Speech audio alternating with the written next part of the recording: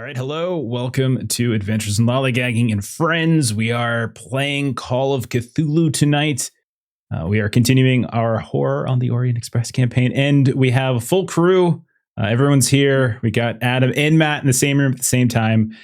There were theories that they were the same person. They are not. But unfortunately, Adam, they got you into some really bad stuff They picked you up and dragged you onto a train that was doomed and that was gating through to some otherworldly sphere, and now they're all stuck. So yeah, so there's basically that. We took care of you. Yeah, it's you guys are in a very, very dangerous, precarious predicament. So we'll see if anyone gets out. Hopefully, at least a few of you will. But we'll see. But why don't we do another quick intro of characters? We'll eventually phase these out. Let's go ahead and intro these characters for the first couple sessions until we kind of get to know them, or until they die. We'll start with Jeremy. Jeremy, tell us a little bit about Joseph. Yes, hello. I'm Joseph Tidwell, Staff Sergeant, if it pleases you. Precarious is my middle name. Actually, I don't know, because I don't know my parents, so I don't know my middle name. But that's good enough for me. I'm fine with being on this train. I'm not dead. Everything's great. We're going to get out of here. It's Peachy Keen. Everything's great. Everything's going to be fine. It's awesome. There's not a couple dozen people around here that can essentially one-shot kill you. Nothing like that could possibly happen. Next up, Chuck, tell us about Grigori. I am Grigori Kozel, the big game hunter. Usually I'm really good with the gun, but I left it at home. So look at my mustache. You're welcome. Chuck, I was looking at character sheets ahead of time, just getting some stuff down, and I noticed you have not a lot of sanity. Do you know that? What are you talking about? Is 37 not a good number? That is really, yeah, and you've only lost 3 for the campaign so far, and you're already down to 37. Wow. You started at 40. Yeah. That explains a lot. Pretty soon the mustache is going to be driving the character. That makes sense. Yeah. Okay. That's very low. It's very low. Adam's the opposite. Adam's got all of the sanity that you don't have. Next up, Melissa. Please tell us about Pema. So Pema Namdak is our scientist. She is originally from Tibet. She's rocking 61 sanity, so been seen some better days. She did actually have a bout of madness last episode, so that was fun. Yeah, and you failed too, so you're going to have an underlying insanity thing. So remember that you are in a situation right now, and for the rest of this session, basically, where you're in a fragile state of mind. So any further loss of sanity for you during this time will result in another bout of madness. So just remember that. This time being like today's session. For the foreseeable future. Yeah, I'll let you know when it phases out. You'll see when you're nowhere near enough time from when this happened for this to go away. But yeah, It's going to be hours, actually, several hours. So just keep that in mind. But don't worry, bout of madness doesn't necessarily mean your character's dead or anything like that. It just means you lose control briefly, and that's that. Next up, Adam, we were talking about this the other day. Is it Killian or Cillian? How do you pronounce your character's name? Cillian. Okay. Tell us about him. My name is Cillian Bangura. I'm a man of the night, I guess you could say. And I was raised for that purpose, to be something that rich women across the UK could take pleasure in. But beyond that, I found myself in with this group of individuals, and some confusing things happened last time, and I'm having a bit of trouble remembering. But before that, I do recall that we were investigating someone spontaneously combusting. So I'm sure they'll help me remember what I have forgotten. And hopefully I can meet this other chap that's with us. You will indeed. Also, you had a wonderful flirtatious moment or series of moments with Constance Atkins. I did put a couple pics of the various people you've encountered if you want to see what the woman you were having hardcore flirting with. So if you want to look in the journal, there's a little NPC rogues gallery if you want to see what Constance Atkins looked like. And then finally, Matt, tell us about Reginald Abernathy. Oh, yeah, baby. I don't know who this Reginald is. I'm the really thindy wrangler right now, and I'm on a train. I've been reunited with my good friend Joey and his ghost, Russell. And I'm going to tussle. Let's go. I feel like you got a little bit of like Mike Tyson in it. And like it's like half deep Southern, half Mike Tyson is, I think, what you got going on there. All right. So let us get started. Just make sure I hit everything. We did our luck already offhand. Matt, you're getting your pulp talent. We already started. Okay, so we're good. So let's dive in. Summary. So second session began last time. We were at the Crescent Treasury. That's where we started off, which is that antique shop in London where Henry Stanley, the missing / spontaneously combusted man, purchased a toy train set within the past couple of days. He was a friend of Professor Smith, who was supposed to attend the lecture, but didn't. Smith asked you all to go see if you can hunt down what happened. You all, I think it was Pema who stole the accounting records, if that's correct. I believe that's correct. It indicated that the antique shop acquired that train from an estate auction for the Alexis family, this like known occult family that had a bunch of weird deaths, including Randolph Alexis, who died in a train accident back in 1897. His son Albert, who was murdered just a few years ago. So with some sort of connection slightly to what happened with Henry's disappearance. You broke into the Crescent Treasury. There was, I guess, it's owned by some old Turk. The shop had been closed. The guy hadn't been around for a while. You were snooping for a bit. The neighbors were alerted to kind of your presence. Got a patrolman over. Joseph Tidwell ran a bunch of interference.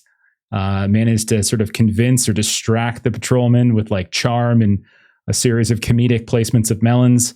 And then you all escaped.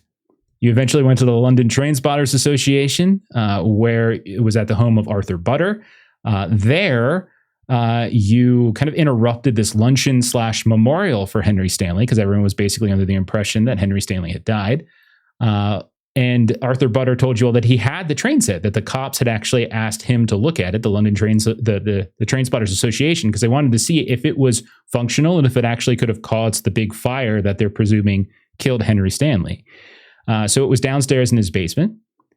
So you kind of talked around for a little bit here and there. He kind of told you a couple little stories about the 1897 model, or the train that was like kind of modeled after, how it had these weird, like kind of mysterious disappearance of these different train cars. And you also kind of learned a little bit about Henry Stanley and about the Orient Express, all that kind of stuff. Everyone was very taken with Pema, who was trying to snoop and failed miserably at that. Other things, you down in the basement, you met Reginald Abernathy, who was also looking into this, conducting his own investigation. So you kind of joined forces at that point. You got tired of talking to the folks upstairs, and you decided to play around with this train set. And when you started playing around with it, all of a sudden, the train set, which had these little like runes and symbols on it, the whole room shook, the whole building shook. And then inexplicably, these full-size train cars just came through this like weird little tether in the wall there, and kind of showed up right there in the basement. It was limited or cropped based upon the size of the basement, but you saw multiple train cars start popping out. Passengers began to climb off the train and swarmed around Joseph Tidwell, who had actually been the one to sort of set the train in motion. You got a little dizzy, Joseph, and kind of lost a little bit of your focus. They sort of chanted to get you to join them, and then they like almost magically teleported or transported you inside to one of the passenger trains with them. They all kind of were dressed in these old Victorian wear. They almost look zombie-like. You suddenly had your clothes shifted into this old Victorian wear. Everyone was kind of going after you at this point, trying to like breathe some weird kiss into your mouth. The rest of you leapt on board. Pema was hiding, freaking out. She had a sort of a sanity break. But the rest of you jumped on board to try to help Joseph. I think it was Grigori who actually saw Henry Stanley through the window of one of the passenger cars as well. I did. And then you guys got into a big old fight in the first passenger car just to get away. And as you were getting away, another man from the second passenger car opened the door, let you all in. The door was kind of covered in these occult runes. And as you all kind of fled to safety, he kind of turned to look at you and he introduced himself as Randolph Alexis, the man who has been dead supposedly since 1897, since some crazy occult train or some crazy train car accident many years ago. So let's pick up right there. So you all are right now stumbling into the second passenger car. And Randolph Alexis is sort of introducing himself to each one of you. He's a very short man, bald. He's got like these very intense eyes. Like I said, there's a little rogues gallery over there in the journal section if you want to kind of take a look at what he looks like. I picture him like a Toby Jones type is kind of where my mind canon.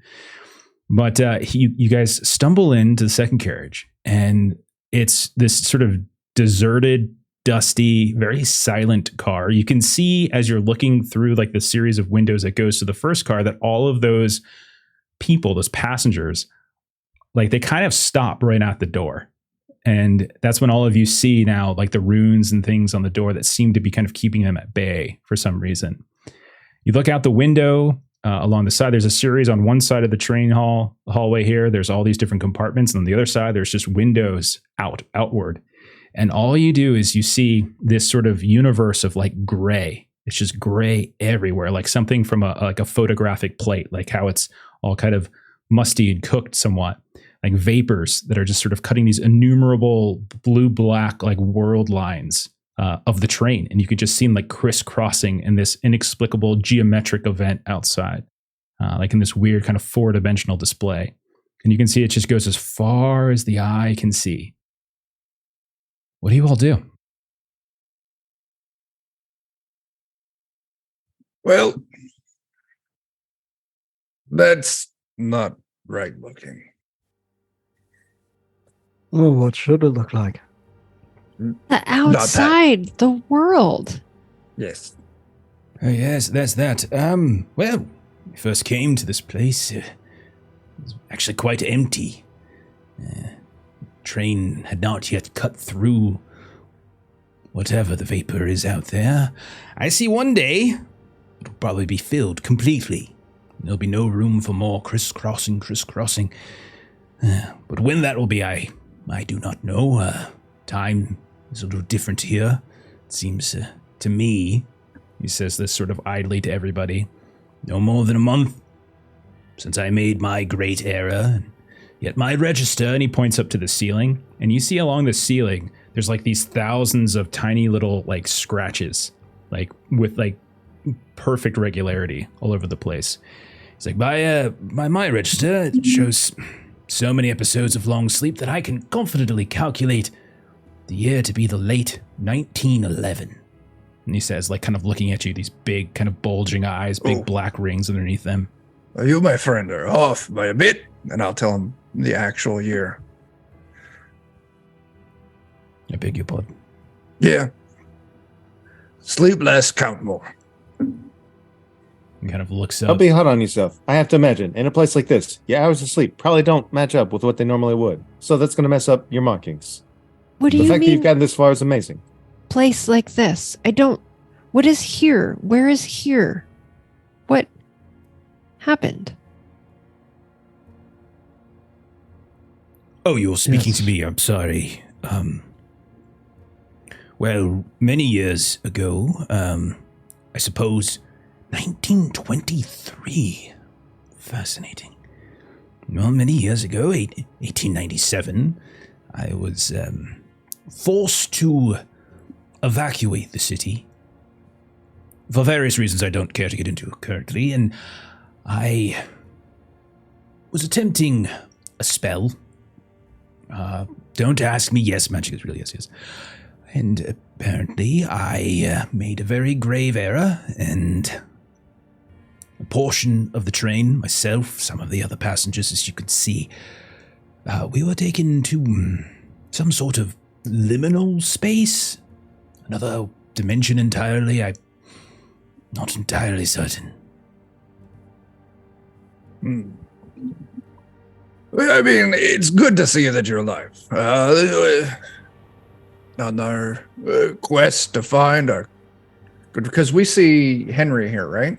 You do not. You just see, you're basically standing in the hallway. You just got through the door. Everyone's just kind of taking a moment to actually look out one of the windows, and you see this big gray vapor escape with all these different, like, it's weird. It's like you're watching somebody kind of in process, like making these geometric curves, and it's just like the train has just kind of been looping around in the middle of this fog. There's no clear track or anything like that. It's just sort of moving and moving and moving.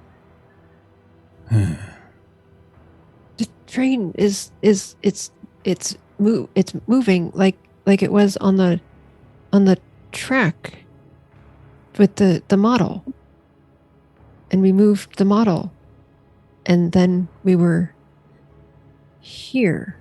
Yes. I still don't know where here is. I don't know that I want to be here. So you're saying you've been on here a few decades? A few decades? To you, perhaps. For me, time passes differently. Check your watches. Do you have watches? I would presume so. I take one out of my Yes, I got a pocket. pocket watch right here. And they've all stopped. None of them are showing the movement of time anymore. Secondhand, hand doesn't matter. Well, you were referencing your time as long sleeps. I forgot to wind mine. Yes. A man must sleep, does he not? Yes, or else he'll go mad. So where is Henry? Henry. Oh, yes. Come. I must say, it's been quite some time since I've had companionship as a company. So how long So does many it people seem? in such short time. How long does it seem to you since Henry got here? Because Henry just left two days ago, a day ago. A few days ago. Yes. Well, not very long at all. Yes, not here for maybe a few hours or so. Yes, come. And so he starts leading you down the hallway at this point, right? He's like, you're again on the right-hand side are all these different compartments. Most of the doors are closed. You see a few of them are kind of still sort of partially open from time to time, but you see a lot of them he doesn't really seem interested in them. But he's kind of leading you pretty much all the way down. He's like, yes, he played with the track and then the circuit. Yes, don't worry, my dear. I think we can. There's some way to get out of here. I have a plan. I have an escape project. Yes, but Henry, first Henry. Yes, that crazy man. And so he kind of leads you down. He passes by like this one open, like partially open compartment. And you can see like there's like stuff scattered around on the floor. He goes to the next one and he kind of does a sort of a gentle rap. Mr. Stanley, my boy, you have visitors. Door kind of opens up and you can see Henry Stanley. Now, Reginald, you're the one who's met him, and so when he looks up and he sees you, oh, Mr. Abernathy. Oh, goodness, it's good to see a familiar face. Oh, Good to see you too. Where have you been? What have you been up to? Well, I've been here. I don't quite know where I'm at exactly. Oh my God. You're on a train, my good man. I know I'm on a train. I'm quite familiar with him. I don't really care for them much anymore, but I'm familiar with them. You've Excuse come me, to, sir. Were Yes, you ma'am. trying to get yourself here when you bought the model and you were? Goodness, no! I was just playing with the train, and then all of a sudden there was the shaking and the smoke, and then a passenger car just swooped into my room, and then these people came out, and they were moving around and around on me, and they were chanting, and they were breathing in my face in all sorts of strange ways, and I ran to the other car, and he kind of looks over at like Randolph, and I met Mr. Alexis here.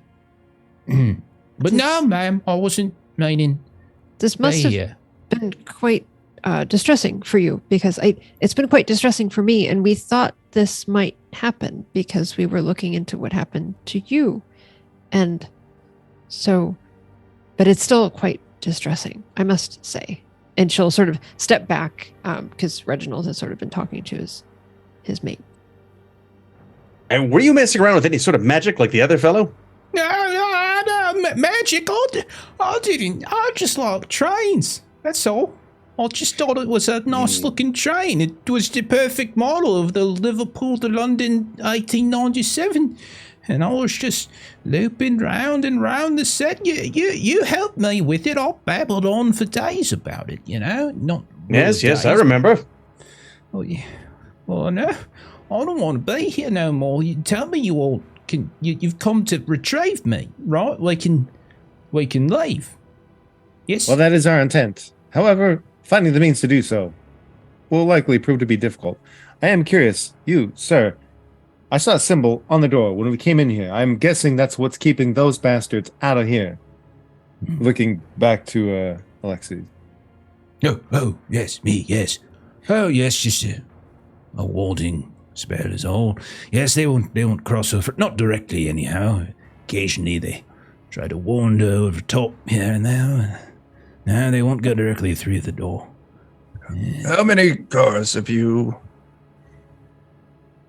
cars do we have? Well, this is the last, and he kind of points, and like you can see out the back, like this is it. Like there's no more behind this. So there's two passengers. There's the coal tinder, which is basically think of it like a coal cart. Like that's a head on the other side of the passenger of the previous passenger car, and then all the way up to the engine. So there's I think a total of 4 cars. Okay. And he's like, yes, well, I have been working on a way to return the train. But I don't have my library here, and I have been, there's something not quite right. I can't get the pattern correct. I know it works because you're here, and Albert came as well, and Mr. Stanley, and so clearly it works. It's just a question of what am I missing? What am I missing? Perhaps we can figure it out together. Oh, yes, Who yes, is yes. Albert? My son, boy, child. No one important. Don't worry. Are you a knowledgeable man? You avid reader, scholar, historian. Well, you could say that. Oh, okay. Yes. What is your field? Human studies. Human studies. It's not very hard science, but I suppose any sort It can be sometimes. Yeah, I shall take your word for it. Well, come, I'll show you. And so he'll kind of grab Cillian's arm, kind of lead him to the next cart.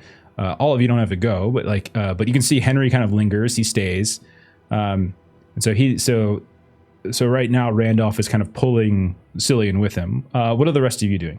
I'm going to go with them as well. Okay, Reginald's going. I do have some experience in psychology as well. As do I. Don't think that would be of any use here. Well, quite sane. Yeah. Of course you are. Yes. I don't believe I have anything to contribute to whatever it is they're doing. So I am going to explore the space that we have safe to us. All these closed doors and sleeping compartments. Yes. I am not in need of your life stories, sir. Make yourself at home. Yes. And you, madam? I am a scientist by training, so if you're looking for... Scientist. Well... fairly well-bred, I would say. So if you're looking for patterns or deciphering things, perhaps I could be of assistance. If you insist. Yes. And so he'll go a couple feet down, he'll push the door open, and so everyone but Grigori is going to come and kind of enter into this third compartment. It's a tight squeeze, but you all can kind of go in. On the way out, Pema wants to just sort of tap Grigori on the arm. And she'll kind of gesture over towards Henry. And just I'll kind have of words with him. See what he knows. Raise an eyebrow. And feel like we've been on hunts together. We're able to kind of communicate. quickly. Yes. Okay. She'll nod and follow the rest. So the rest of you, so Grigori, you get your little, your moment there with Pema, and then you kind of linger back with Henry, whereas the rest of you follow Randolph. He opens the door to this third compartment, and he's explaining how he's been kind of going through this. There's something wrong. He knows it works, but he doesn't have his materials with him. So there's clearly a flaw. Something's wrong. He's forgotten something. And what he opens the door into is just sort of like the whole compartment is this huge design of this twisted figure 8 pattern, not dissimilar to what the actual train set looked like. And you can see it's spread flat on the compartment floor of this final compartment.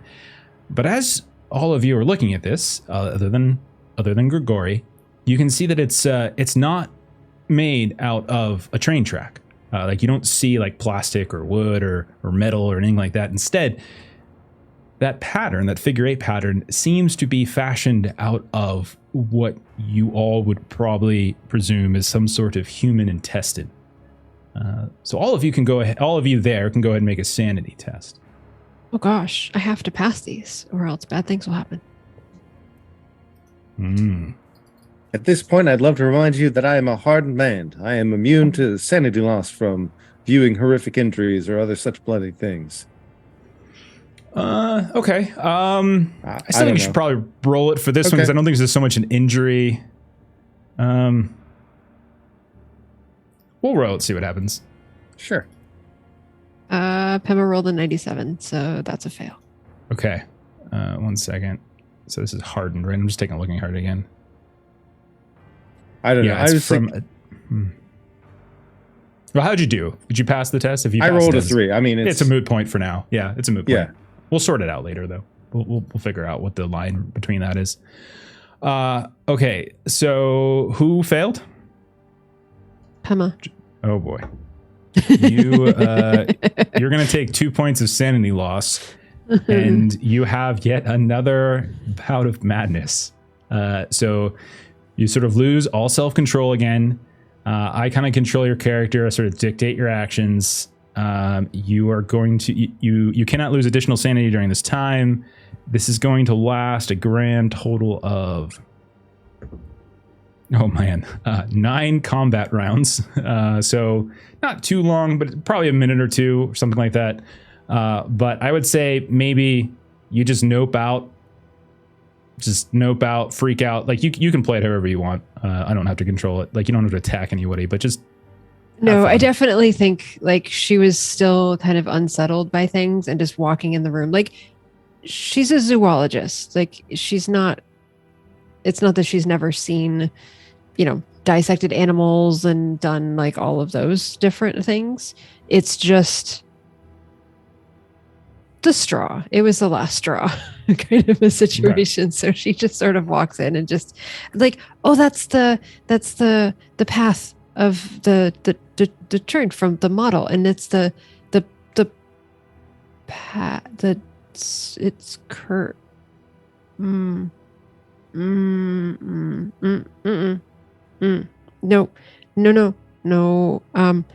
There's, and so it's just sort of like claustrophobic. Like she can't like look away, look out. And so she's just going to turn around.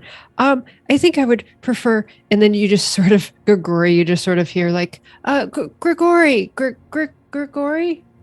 Yes. Yeah. Oh. Where are you? Where up here? Where are you? And they went down, you said, through a hatch, right? No, they just went to the back of the train. So there's compartments on the right-hand side. And so they just went to the one at the furthest reach of the car. You're a little hearing further Pema up. Call out. I'll run back there. Okay. Stanley will follow you, like, see what's up. Come on, Henry, keep up. Yes, sorry, just I've been sitting a while now. So the rest of you are inside. You see this disgusting pattern of like kind of human intestines, and you just see him. He kind of kneels down, and without any regard for anything, he just starts like moving, fiddling. I must now tell me, what do you remember of the track? What have I Hey, you know it here. Are the angles wrong? Is it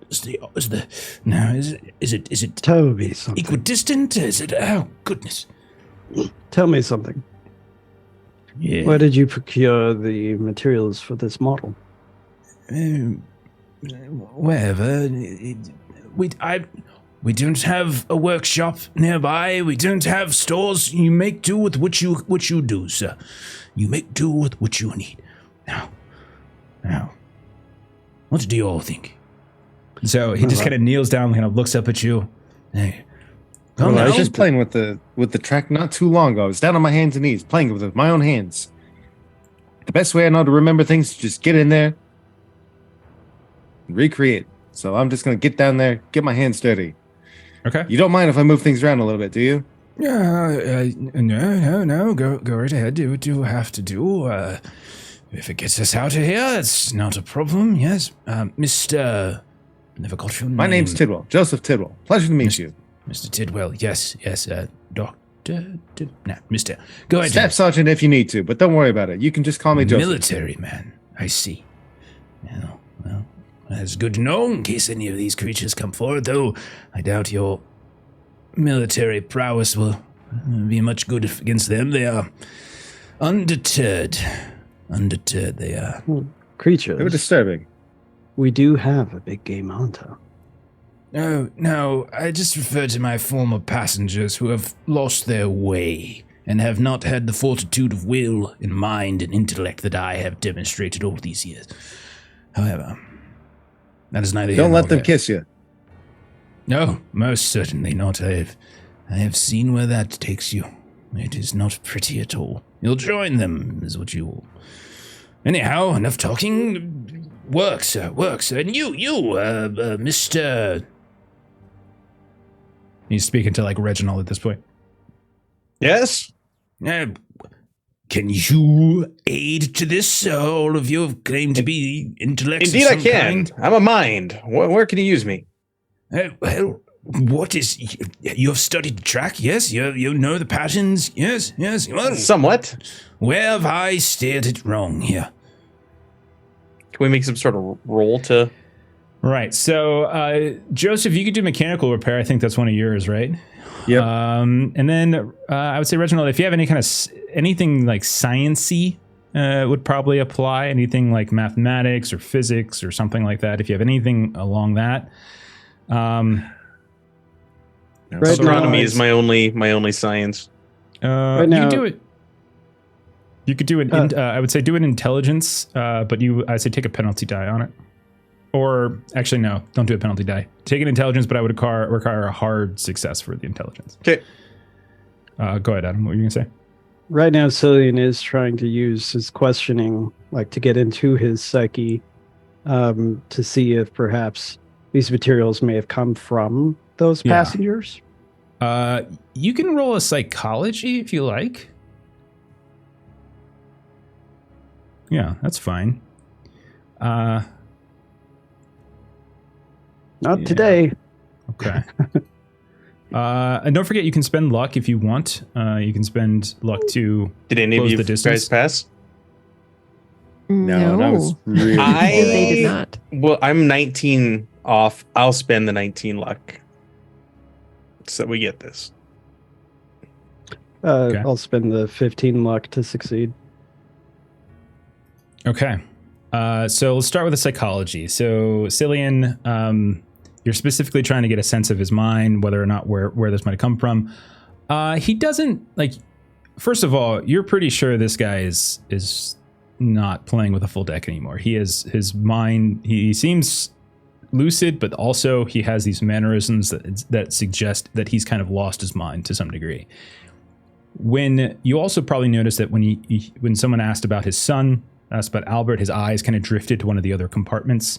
And also when you asked about the materials, the same thing, they kind of drifted to this other department. But so you don't get the sense that maybe it was from the passengers, but there's something about the other compartment that he seems to sort of naturally see his eyes kind of drift towards for whatever reason it might be. And then Joseph, Well, no, I'm sorry. It was Reginald who spent it. One of the things I would say, since you spent more time probably with the train set than anybody, other than maybe Henry, you noticed something pretty much right off the bat, is that when you were carrying the big old like kind of platform, there were all these different mounds on it that suggested this sort of like 3D effect. Right here in this compartment, it's all flat. And so like there's no accounting for elevation of the track in here, which also seemed to have this undulating waveform to it that likely contributed to whatever. So he's got like the figure 8 correct, but he's forgotten about elevation. Is there anything I can use in the area to create elevation? More intestines or something? You can. There's definitely plenty of scrap like that about, but then you can also just explore the car and see if there's anything else around. There's obviously things you can maybe rip off some of the compartments, cushions, things like that from old. Okay. Let's kick over to Grigori for a moment since Chuck is back. Chuck, So Pema is just sort of babbling. Yeah. Okay. She just sort of like, as she was calling for you and you sort of heard that kind of anxiety in her voice. And then she just sort of stops talking and she's just pointing like at the window and pointing at the intestine and is just sort of aggressively shaking her head and just like pulling you away. Come, old friend. It's a stressful day. No. That's fine. Are there seats, like bench seats and stuff along one side, or no? Yes, just don't go in that one right there. What's in that one? He kind of. I open the door. Okay, so if you open the door, you can. He's like, oh no. You see on the ground there are shredded clothes and a lot of like scattered bones. Listen. Yes, I'll roll insanity. That fits very No, you don't have to do that. These are just bones and clothes for now. It's not like active intestines yet. But roll a spot hidden, actually. Absolutely. I feel like you were taking Pema to safety and then you opened the door and Pema's just sort of like leaning around looking and it's just like, eek! I either figured it was the restroom, or if you catch my drift, or it was, I don't know, but he was too scared. I had to open it. I'm trying to find their spot hidden. I rolled a 1. That's the second time you rolled a 1. Didn't you roll a 1 on like your luck test or something at the start? Yes, I did.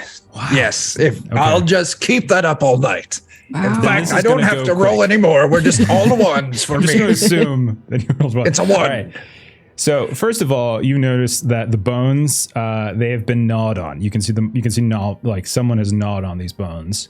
And then secondly, you notice that there is a watch on the ground, like a fob for a watch, and it has the letters AA. Like it's kind of pouring out of the clothes that are kind of wrapped around some of these bones here and there. With your ridiculously good success, in case you've forgotten, AA would be Albert Alexis, Randolph's son, who went looking for him supposedly, or trying to reproduce some of his occult stuff years ago. At least that was the theory. And then he got killed in his apartment. That was the story. I don't believe that at all. Henry, are you all eating people? No. Is he eating people? I think he was. I'm very glad all of you arrived, or else I was somewhat concerned that he might eat me. Well, I found this watch. Look at this thing. Do you see those initials on it? I do. AA. Do you know who AA is, my good friend?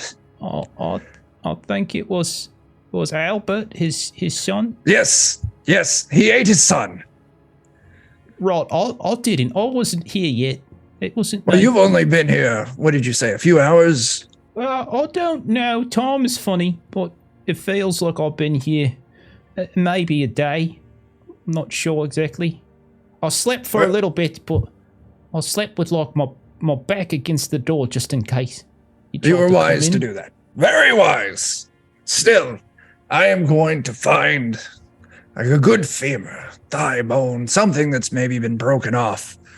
to use is a good old schoolyard shiv. And I'll tuck it in my coat. Okay. It's kind of strange for you to narrate that verbally to me, but Listen, you have a 37 and see how you handle these things. You don't. You're 37. Don't worry about it. I'm not. I don't remember, and it doesn't matter. Oh, no, it does say 37 right there. Are Age. you really? Oh, look Yes, at that. I am. That's What is so that? I get insanity 18 you luck have. points because of that. Oh, goodness. Okay. Anyway, yeah, I find a bone. Just All right. something to use as a shiv because I don't trust old, hard, Oh, scary eyes, Alexis. So meanwhile, back in the other compartment, Joseph and Reginald, you're trying to get the track sort of situated the way that Reginald remembers it. You're using whatever odds and ends around in this compartment. There's like old cushions and things from where people used to sit. You kind of rip some stuff off the walls as well. And I would say between the two of you, you're able to kind of approximate what you think. And Cillian, you've been kind of keeping an eye on Randolph, who's just sort of watching. And as you're done, he's like, oh, yes, you're going to need a train, are you not? Yes. What? I have just the thing. 1 second. Where is it? And he starts like opening up. It's like, think of them like bench seats where they kind of flip the top open and there's stuff inside. And he just starts moving around. No, that's not right. No. Oh, here it is. And he kind of picks up this, which when you look at it, it's a human heart. And you can see these gray and these green arteries that are kind of dangling from it here and there. And he'll reach out to, he will hand it to Reginald Abernathy. You, sir, you seem to know your way. Yes, Where did you get this? As I said, when you are pushed in such a situation, you use what you have. We have no train, but this will suffice. Move it around in the shape over and over and over again until you have gone enough circuits, and then we can open the gate again, and then we can return. We can turn the train back to our world. Is that not what you want? Don't be squeamish, man. Take it. I don't know if I like this. Hell, you're going to like living here much less, I can tell you that. I'm gonna turn and look at the other two. Mm-hmm. Have you noticed that the track is in the shape of an infinity symbol? Yeah, I suppose. Yes. I constructed it myself, so yes, I've seen it. Yeah. You're implying something. Well, it appears that it could go on forever. Jeremy is muted. Well, if we don't do something, we will be here forever, circling until we have ruined whatever this world is of its strange ethereal vapor and replaced it with these world lines. And I don't want to be here when we run out of such space and time, do you? I've got to agree. Reginald, I trust that big, beautiful brain of yours. Also, I don't want to be here for infinity. I would love to take my chances. Do you want to do the heart then? I'll hold it out to you. Makes no never mind to me. All right, go for it, Joey. Okay. So you take the heart out and you place it down, and like it's not automated, but we watch as Joseph gets down, kind of his knees, and he starts holding this nasty heart and just moving it along the intestine track. Round and round it goes. Thinks back to being raised by the cult and the first time he watched a human sacrifice. Meanwhile, oh God. Meanwhile, I also take a look at Randolph Alexis's face he's just while watching. this is happening. Yes. He looks very eager and interested. His eyes are wide. You can see like the brightness of the whites contrast with like the black rings around them. Yes. Round and round it goes. Round and round it goes. Meanwhile, in the other compartment, Grigori and Henry Stanley, you've been looking at this body. Pima, you've been sort of out, kind of having your moment. We'll go ahead and say your bout of madness will end. So you get the control back, etc. I think that's it. I don't think we have to do anything else, but you're again in that fragile state of mind. So that you've been kind of moving maybe up and down the walkway a bit outside, just back and forth, back and forth, back and forth. And it's at this point, Grigori, you notice something as you're staring down at this skeleton. Yes. You're talking to Henry, and Yes. I didn't like any of them. You see like a hand suddenly appear outside on the window. You see like this hand, the palm of it is kind of reaching, kind of trying to grab something. Pima, out in the hallway, you hear sounds above. You hear, and you as well see one of these like passengers are just kind of climbing down, and then. And then Grigori, you watch as like the hand pulls back and then swings in, and you see this crack of glass. And Pima, you hear the same thing from where you're standing in the hallway. What do you guys want to do? That's really not great. It's very obviously one of the dead passengers, right? It must be it. And she just looks at the femur in your hand. Was there another one of those? You take this one. I've got an idea. I'm going to go open the window. Okay. So you go to open the window inside the passenger car, which is totally fine. Yes. And as you do, like they're swinging down for a second time, and you can see like this head kind of hanging down with this woman's curly hair. It's just sort of dropping. You can kind of see her forehead as you get close. You just sort of open the door. Go ahead and roll like a strength or athletics test or something like that would be fine. Just a strength. Strength would be fine. Yes. 49. My score is 50. You open it at like the perfect time. It's a little jammed. It probably hasn't been open in who knows how long. And it smashes her right on her forehead. She loses her grip, and you see her just kind of going cartwheeling off into that kind of that gray ether. And where all initially it was just these like train world lines moving about, you see suddenly she's now making a very similar path, and which means she's probably just going to be like cascading over and over again throughout all eternity or whatever. But meanwhile, you do still hear the sounds of other people kind of climbing on the rooftop of the train. And Pema, you watch as like this hand is like cracking away at the glass on the inside. Those of you that are with the train, with that weird intestine train, no one seems to be at your window just yet. Splendid aim there, Mr. Kozel. Well I done. absolutely meant to do that in exactly the way that it happened. But if you would excuse me, Mr. Abernathy, Mr. Tidwell, Mr. Bangora, things are going rather sideways and I could use assistance. Emma, if you wouldn't mind stabbing whatever is about to come through that window by you. Yes, most certainly. She will take the femur and, kind of cricket bat, hold it up, ready to conk this thing. So Cillian or Reginald or Joseph, you just heard Grigori calling for you. Do you guys want to do anything? Randolph, do we have any means of defending ourselves? Well,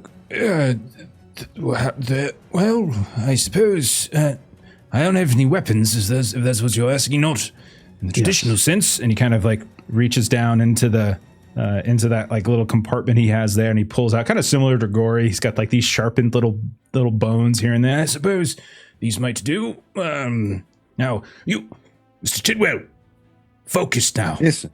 If anything disrupts the circuit, then you'd have to start completely over. That's exactly what I was thinking. Cillian Yes. will excuse himself. Okay. What about you, Abernathy? What do you want to do? I kind of want to keep an eye on this guy to ensure that Joseph is okay while he's doing the train thing. I don't want to leave him by himself. Can I stay in this room? Sure. And just kind of stand back and watch, Yeah. like step back and just take it all in and ready to like do something if need be. Sure. Just remember that these are compartments in a train hall. They're all out in the train hall now, so you can just basically stand in the doorway and kind of Okay, look I'll in do and that out, then. So it's not too difficult. Okay. Yeah. So let's we're gonna go into structured time at this point. So give me your dex scores. forgot what they were. 50 for Pema. All right. 50. 70. 70. 48. I heard 50 for Reginald as well. And then 48 for Cillian. Mm-hmm.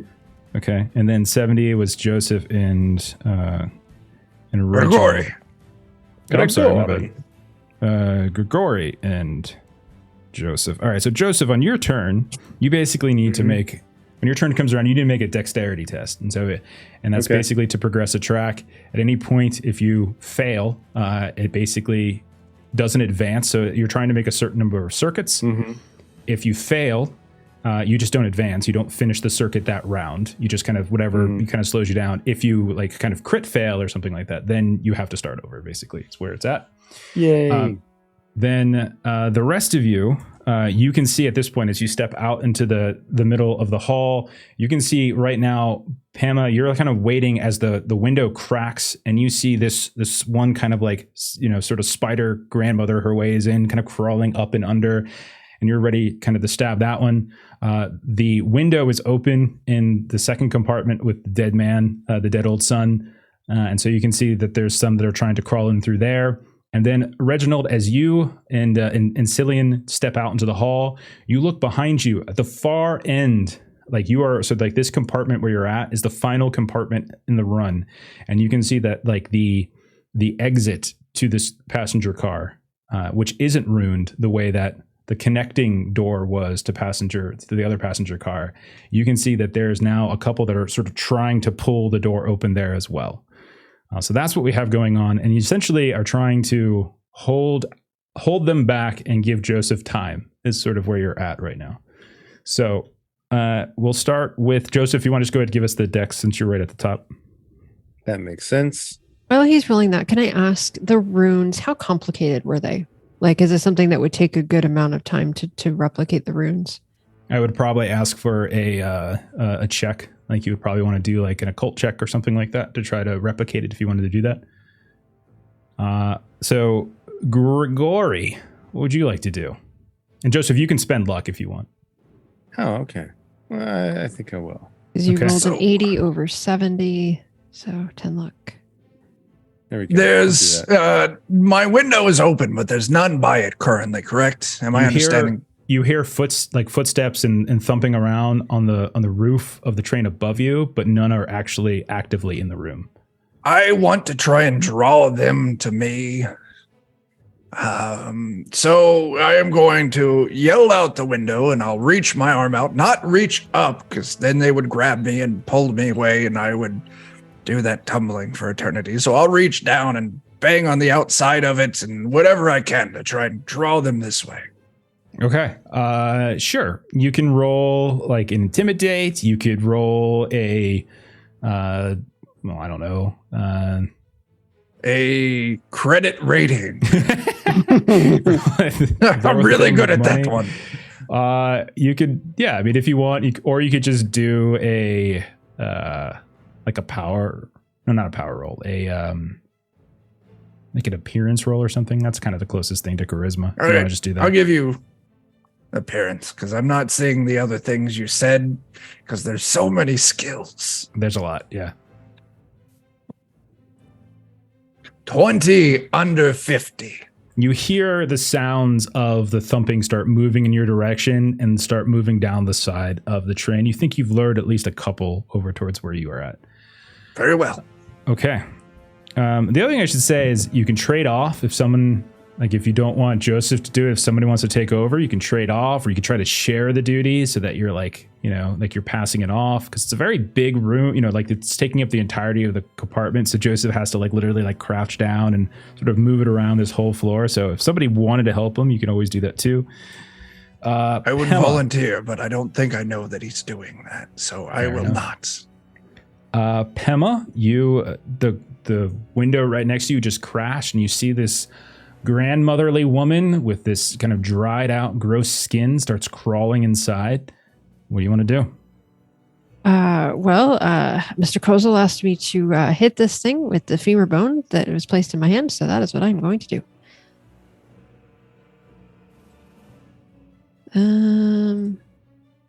So that is, I believe, a brawl.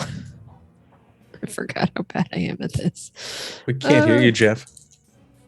Oh, my bad. Sorry. Oh, crap. I forgot how bad I am at this. So I rolled an 84 and my brawl is 25.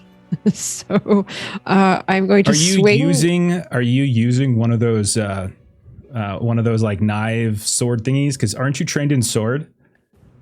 I'm trained in sword, but I have a femur in my hand. So yeah, but it's I don't sharp. know. So I was trying to be nice. I still rolled an 84 over 40. All right, fair enough. Okay. Thank you for trying. But I will. So I'm going to swing at it, and then I'm going to relocate myself away from this window. Okay, so you take a swing, and then you take a couple steps away so as to avoid an immediate like return. We'll say, because I'm not going to bother rolling because I'm looking something up really fast. Okay, so then after that, it'll be Reginald. So you see Joseph is doing his thing. You start to see that down the hall, just maybe 10 feet from you, one of these has broken through the windows and attacking Pema. You hear the sounds of Grigori shouting from just one compartment down from you. What do you want to do? And you see others, by the way, trying to come in the back side of this. So I can see the one that Pema was going after? Yes, you can. All right, I'll reach in my jacket. I'm going to pull out this strange-looking doorknob-sized, lumpy black metal weapon covered in wires. I remembered I got an electric gun in my character creation when I was on Pluto. And I'm going to pull this thing out. I'm going to aim it. And all of a sudden, this electricity is going to start dancing over it. And I just fire it towards the target. I'm really bad at shooting also, just like I'm really bad at fighting. Okay. I might hit Pema. All right. What is it? Is that going to be a handgun? Is that what that's? Yeah, I'm going to say handgun. It's small. Okay, go for it. Is freaking ray guns popped out. I forgot. Remember, I got that on Pluto. It would be really funny. Oh my god! I actually hit. Wow.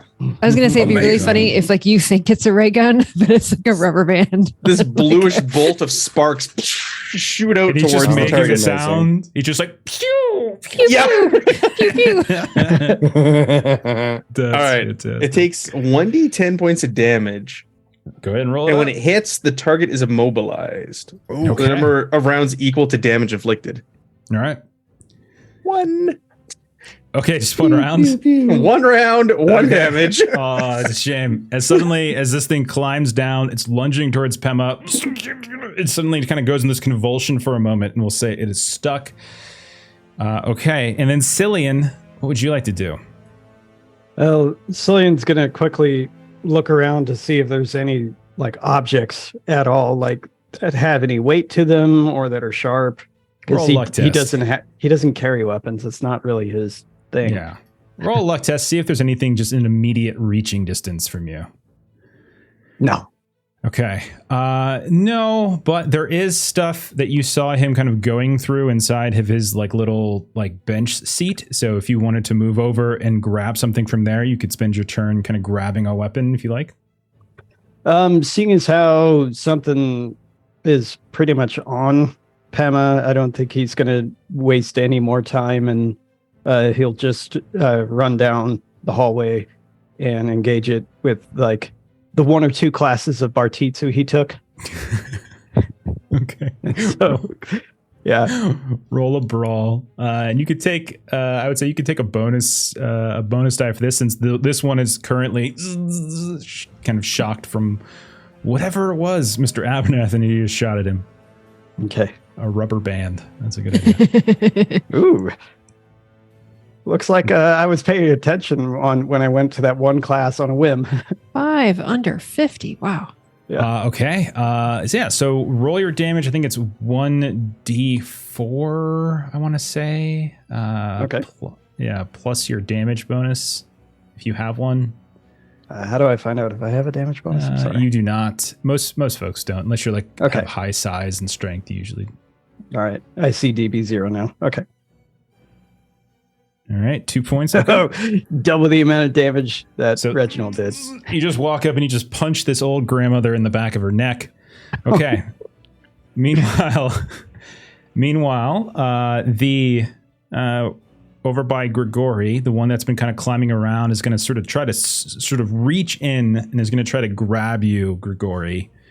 So this is going to be, so you can either choose to try to dodge or you can choose to fight back. It's up to you.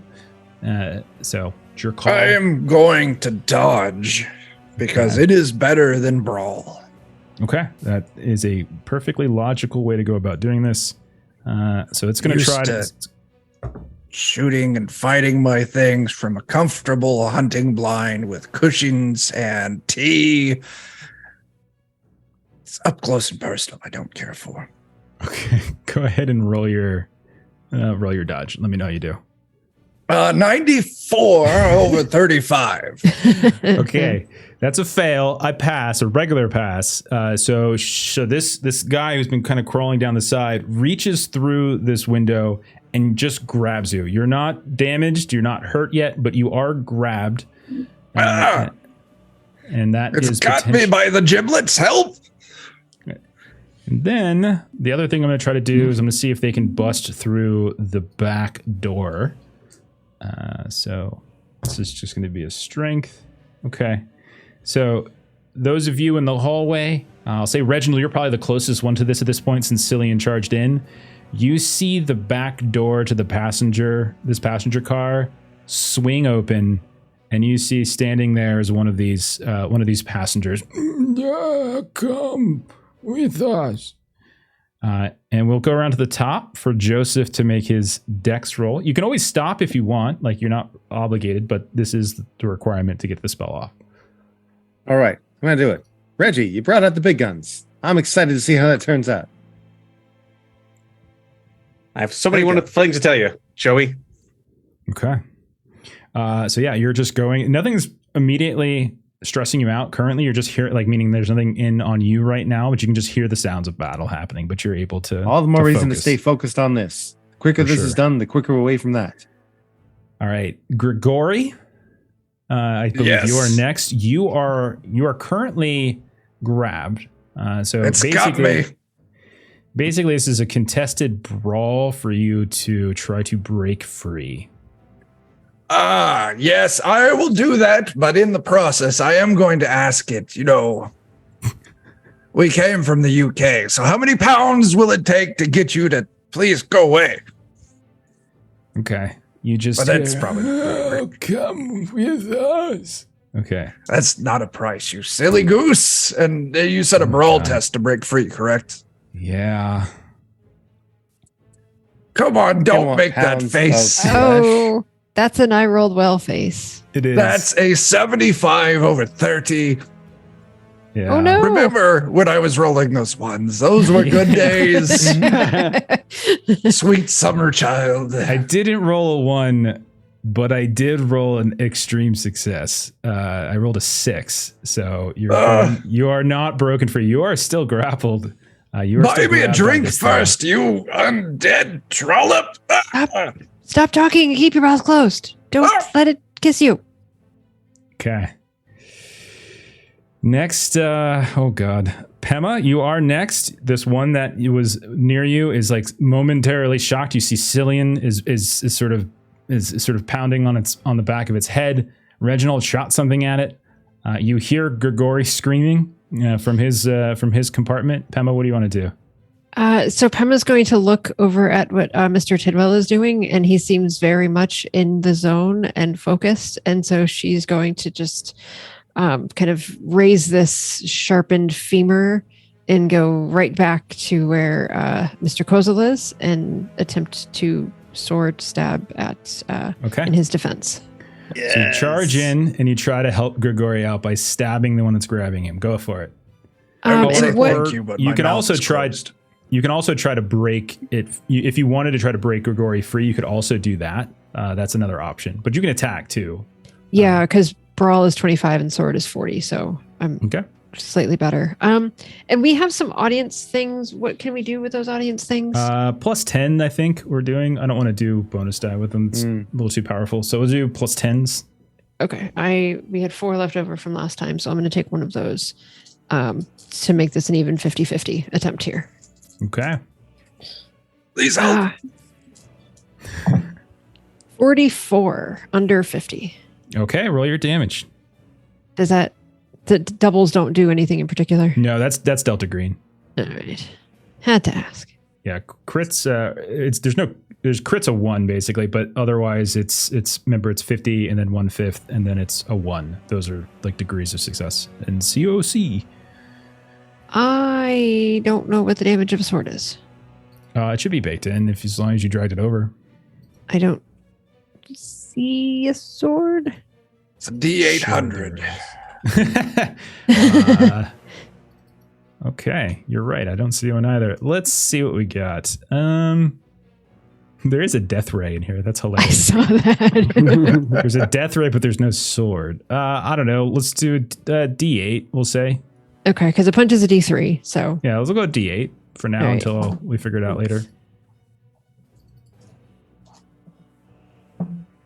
It's a 3.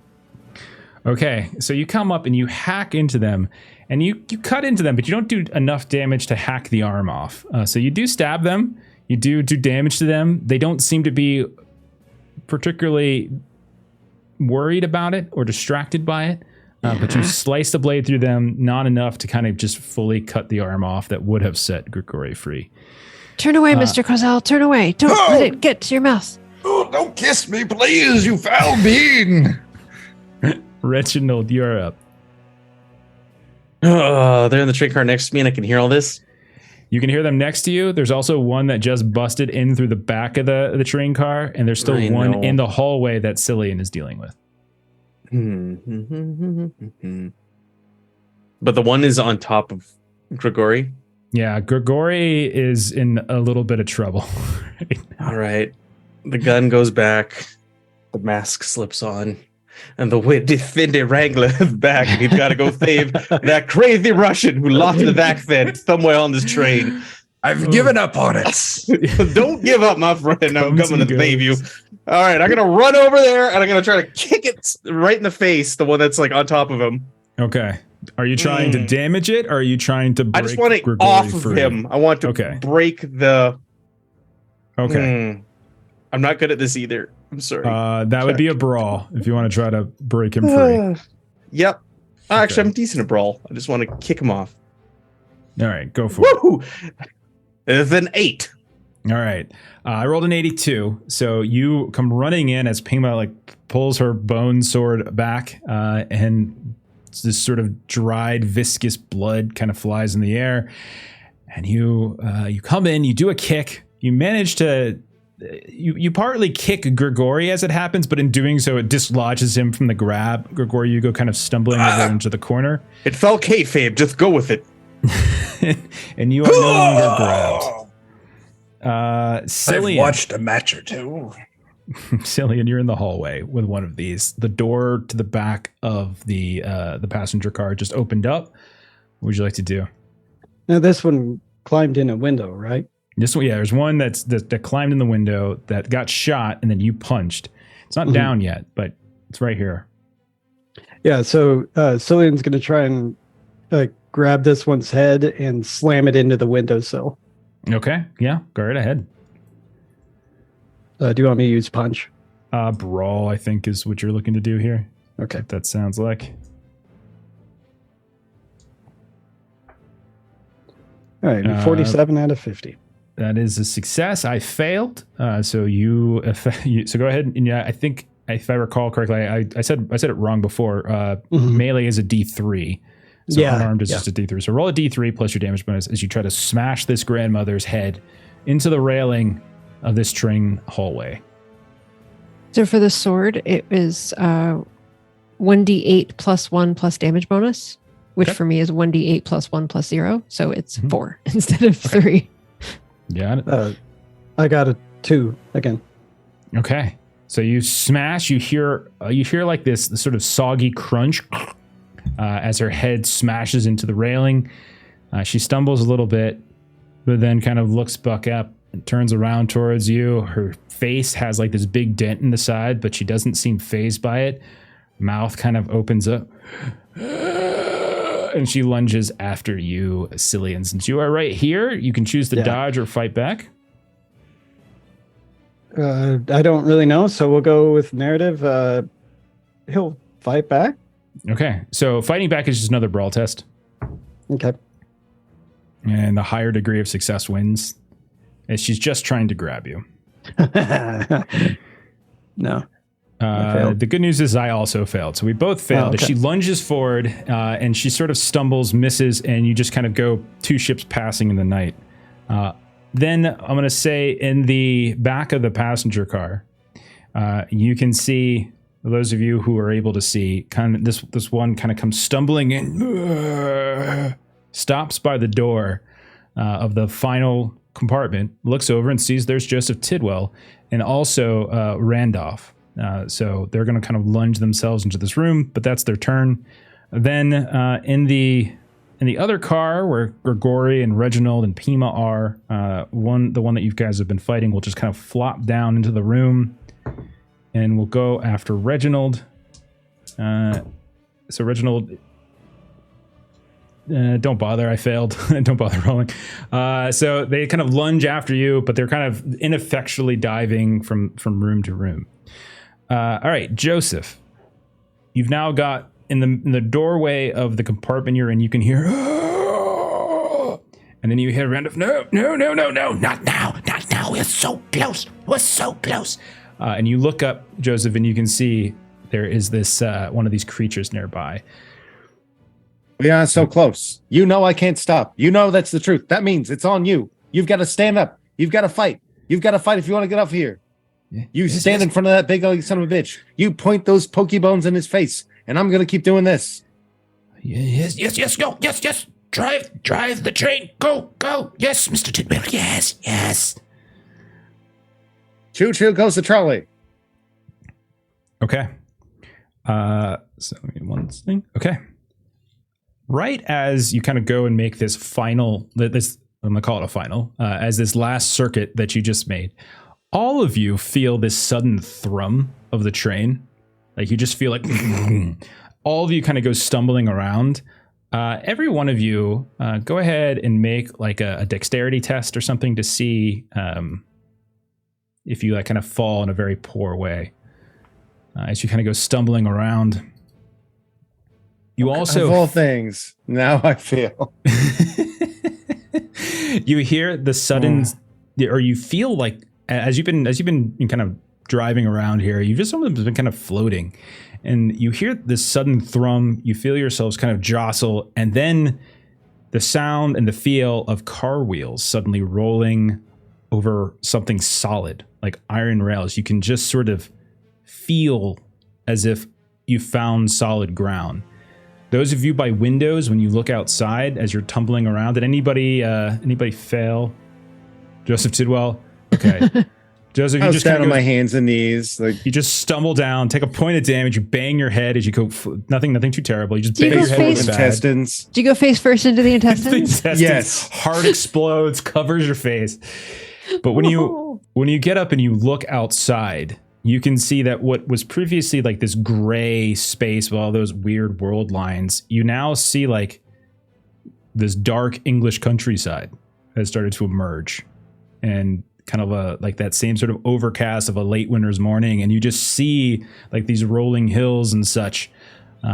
And those of you that are standing near or around some of these passengers, like right in the doorway, Joseph, as you see this one was about to lunge towards Randolph, you see that this guy just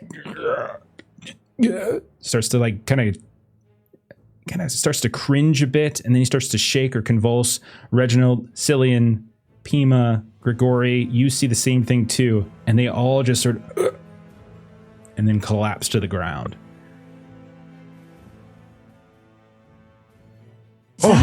Is that did we make it back? Yes.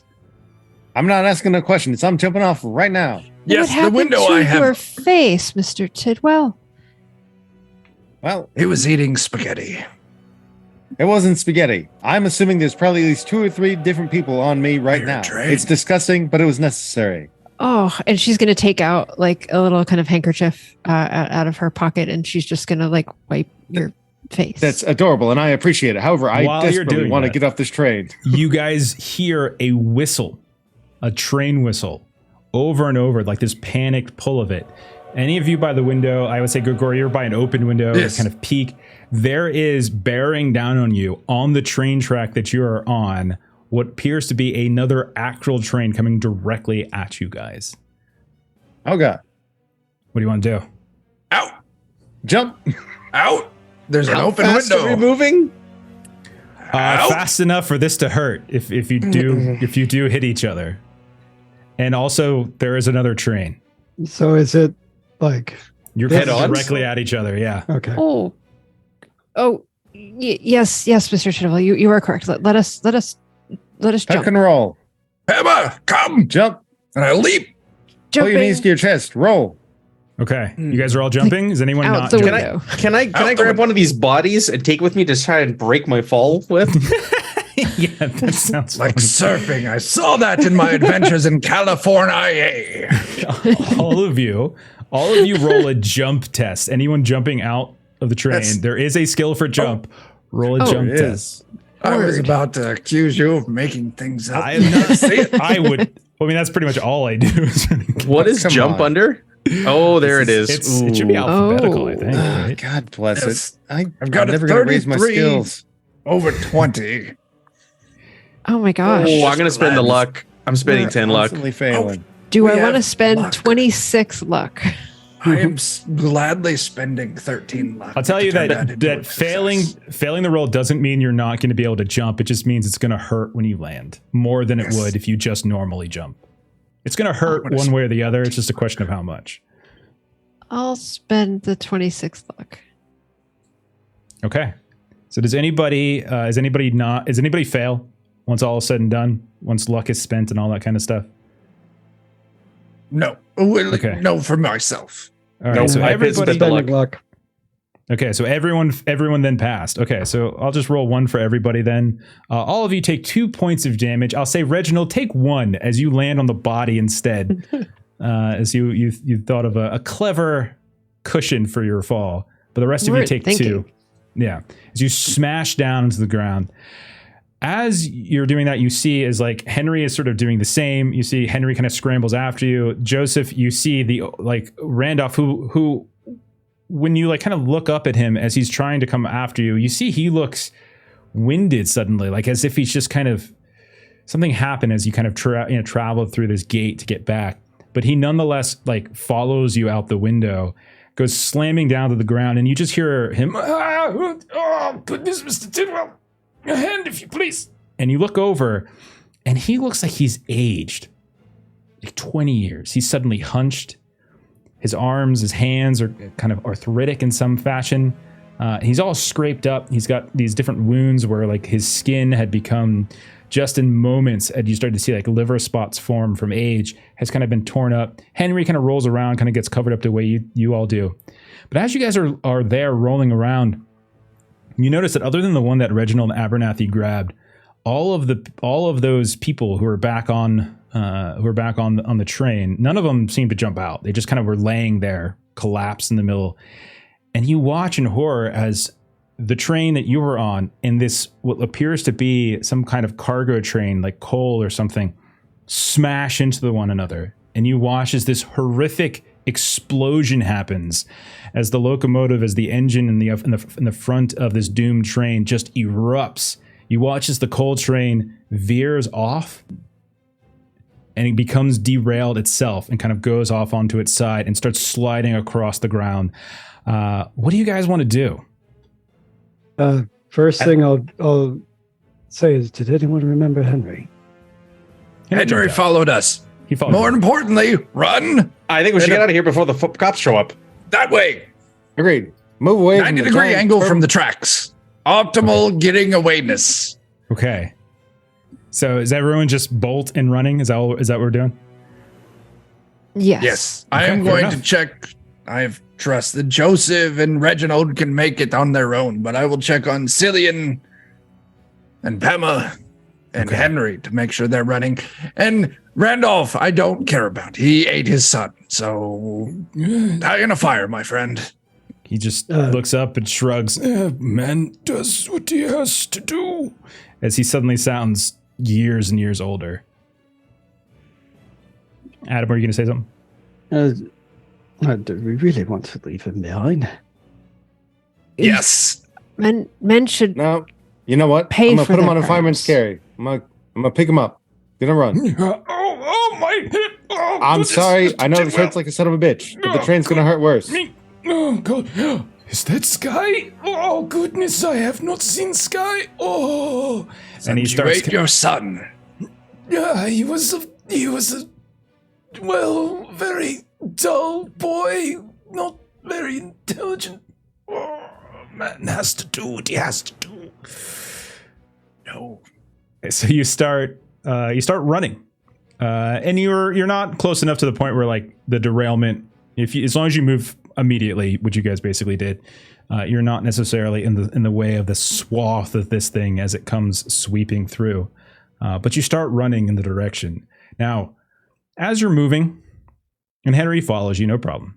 You look around and you realize you are nowhere near London, like nowhere, and you are effectively, like, you don't see the city in any shape or fashion.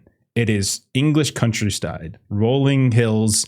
It's winter time, so there's a lot of, kind of grays. There's a lot of, like browns and stuff, little greens peeking through left over here. Maybe there might even be a little snow or so as such left on the hills. But you are in the middle of nowhere, or at least nowhere that anyone might necessarily be aware of. What would you like to do? As we're kind of run, Pema's just going to ask, so I am incredibly grateful to not be on that disastrous train any longer. Does it occur to anyone, though, as we're running, that we may be out of that place but might not be back in our place? From what I heard from Henry and the sun eating Randolph, I agree with you entirely, Pema. Very worst, or best case scenario, we have lost days or weeks. Worst case scenario, we have lost years. But Henry he at least slept once or twice, correct, Henry? Just the one, Mr. Kozel. And you do see that unlike Randolph, Henry he doesn't seem to have like suffered some crazy sudden aging. He just looks like a normal late 20, early 30-year-old guy. And he's like, no, I don't recognize this place. I'm sorry, but I mean, there's probably a village around here one way or another. I mean, we're in England. It's not that big. I mean, you throw a stone and you hit the other coast. I mean, we're fine. Oh, I don't think we're that small, but I mean, you have never seen Mr. Tidwell throw a stone. No, I haven't. I suppose It's a fact. if London is on the southwest corner of the nation, which Adam's trying to remember, is that true? Man, southeast-ish? Who knows? Oh, east. Okay, I think it's southeast. I get my east and west mixed up a lot. So if it's on the southeast side, Southeast, yeah. He looks at the sky and he's like, "I'm not the greatest at constellations, but he's gonna try and." I am.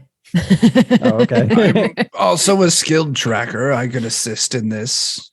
I'll take basically anything. If we want to just kind of milk some rolls, navigate would probably be a good one. Astronomy for Mr. Abernathy. I'll there. give you astronomy, even though we'll say it's not quite nighttime, but it's close. But if you can Still do that, too sunny and it's overcast. I can't tell. Navigate's the most ideal one, I think. Does natural world have anything to do with it? No, I don't think in It's this for like case. beetles and zebras and Okay. Yeah, potatoes that's like, and stuff. yeah, it's like I see navigate studying now. plant life and stuff. Can I do? I'm very good at natural world.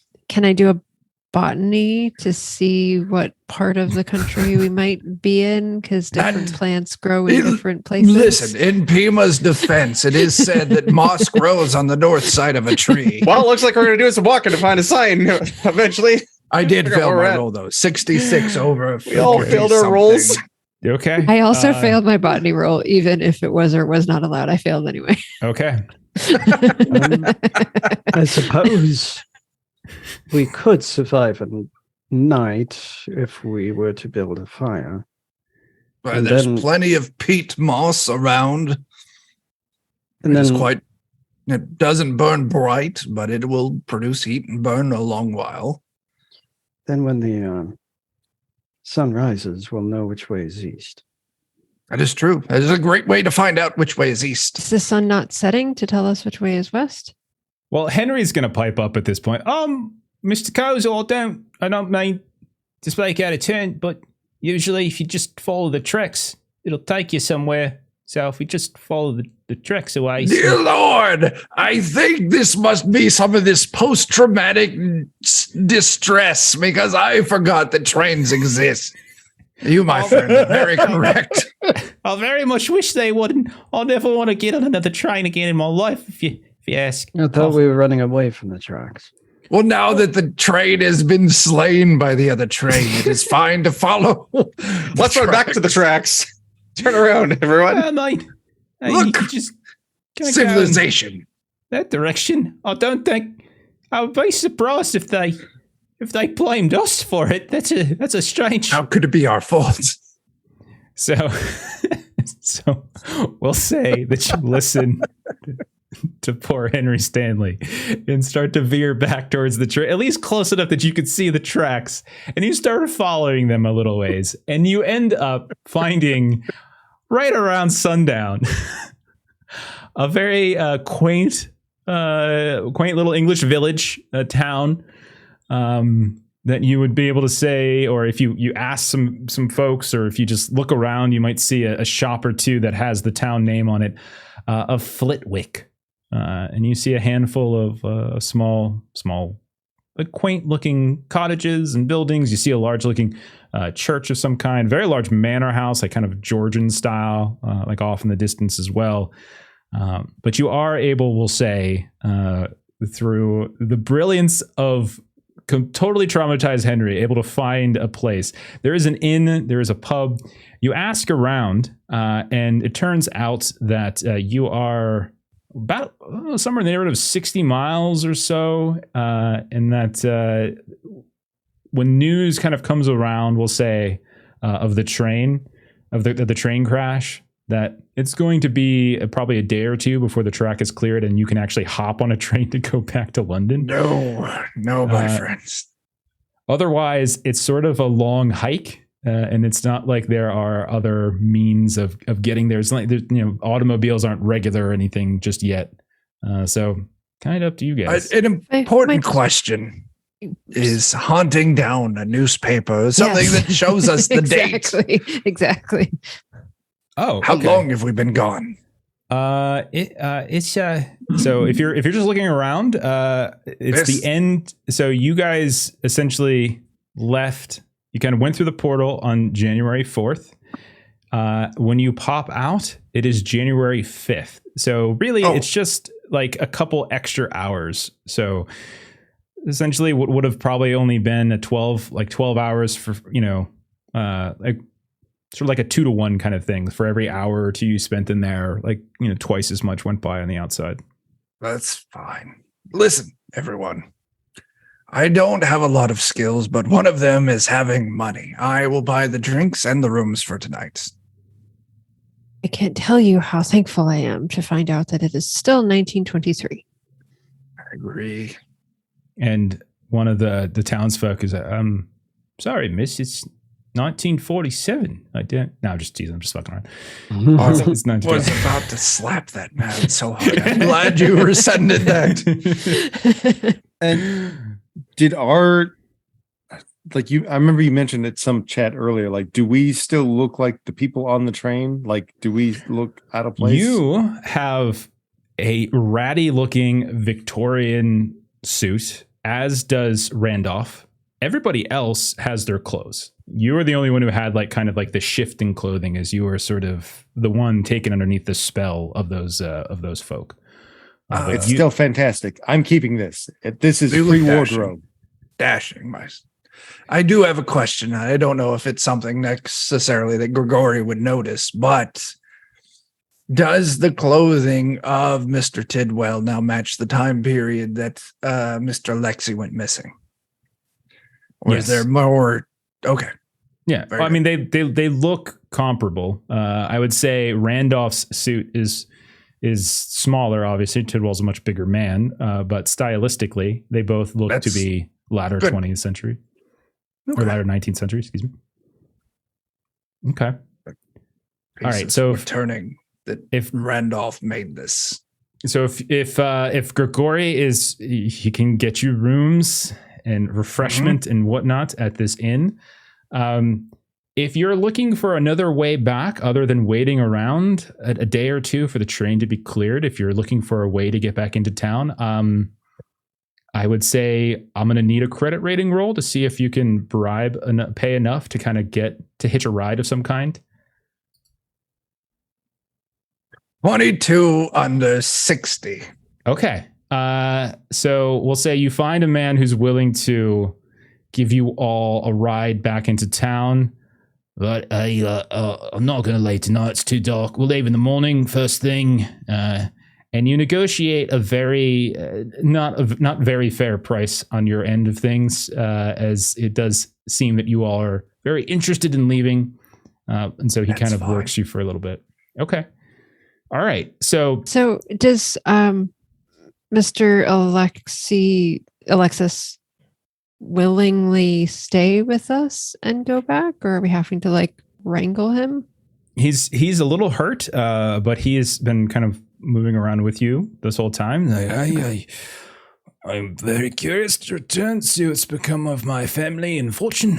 Yes, very curious to see what's become of the Alexis family. Yeah. And getting access once more to my library. I'm sure there's many things I can learn. Whew. So you had more than one child? No, not at all. Not at all. Just the one. Thank you, Mr. Kozel, for purchasing the room for me as well. It's very, very kind of you. Oh, that was an oversight on my part. I won't correct it now because only the refunds are for the... No, thank you. But still, you ate your son. I hope you choke in your sleep. I should say, I hope you're never forced to travel to another dimension for decades without anything to eat but other people. I traveled with my offspring, however numerous and scattered across the globe they may be, and one of them was on this situation with me and we faced starvation, I would gladly kill myself for their survival. You have made the wrong decision.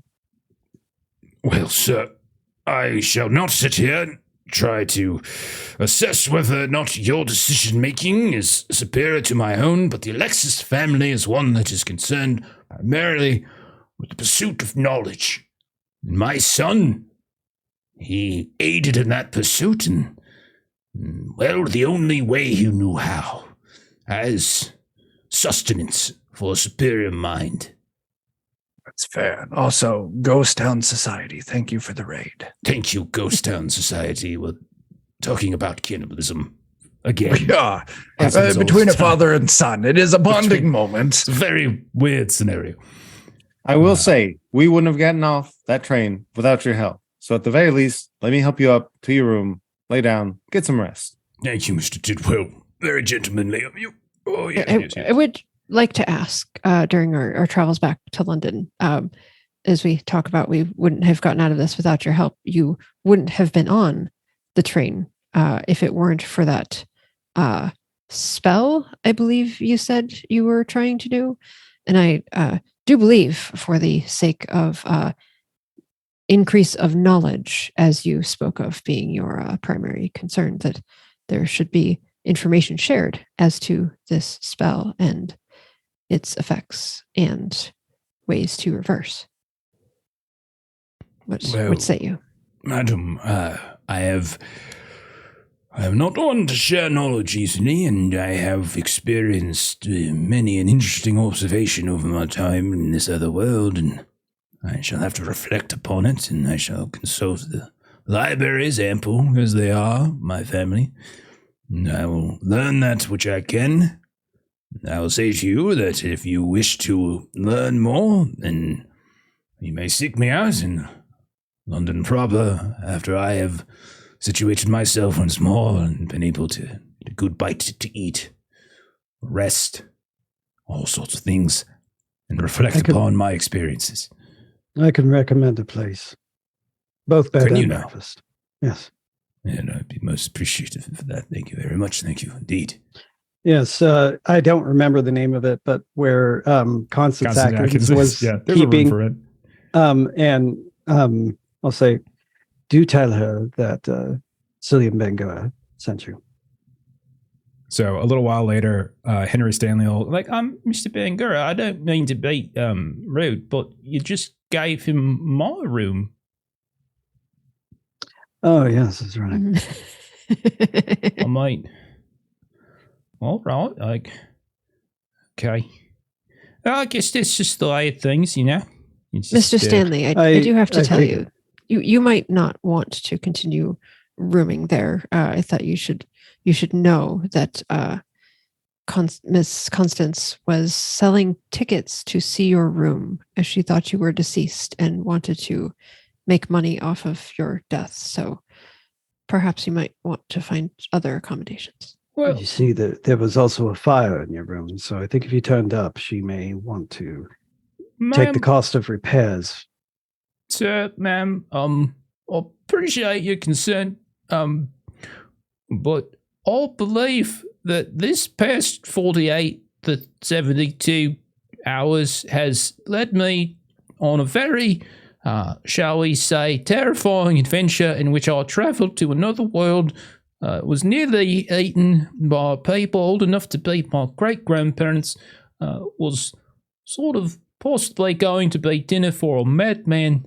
I think that having an exploitive landlady would be, honestly, a bit of normalcy that probably would help my sanity in ways that, that I probably direly need right now. Very well. Randolph, perhaps we'll find you another place. No, don't worry at all about it, Finger. I have friends, a very network of powerful friends. I am sure I shall find lodging. And never mind, I appreciate thoroughly all of the assistance that every one of you was able to lend, Mr. Tidwell, most notably. Thank you all. If you don't mind, I'm going to take these old bones, older than I thought they were, and rest for the evening. I'll help him up. And so after some time in the sort of main room of this inn, this pub, you find some rooms in Flitwick. Anyone doing anything of note, or do we want to fast forward here? Fast forward. I ate, I slept, I drank, I slept. Fast forward. Okay. Yeah, I would say Pema's going to find some type of science book to read just to sort of reorient herself in the world of things that make sense. Where would you find such a science book? I imagine there's a university. No. No. You're in a tiny village. Oh, no, that's right. We haven't made it back to London yet. You're not in London yet. No. That's right. That's right. If you're that desperate for refreshing your xenobiology, I would happily tell you more stories about the hunt that I took. Let me tell you about the time that I was riding. I don't like that story because I was riding on a train when I shot that water buffalo. Oh, let me tell you the story when I was in the Louisiana bayou and I shot an alligator through the eye. Oh my. Was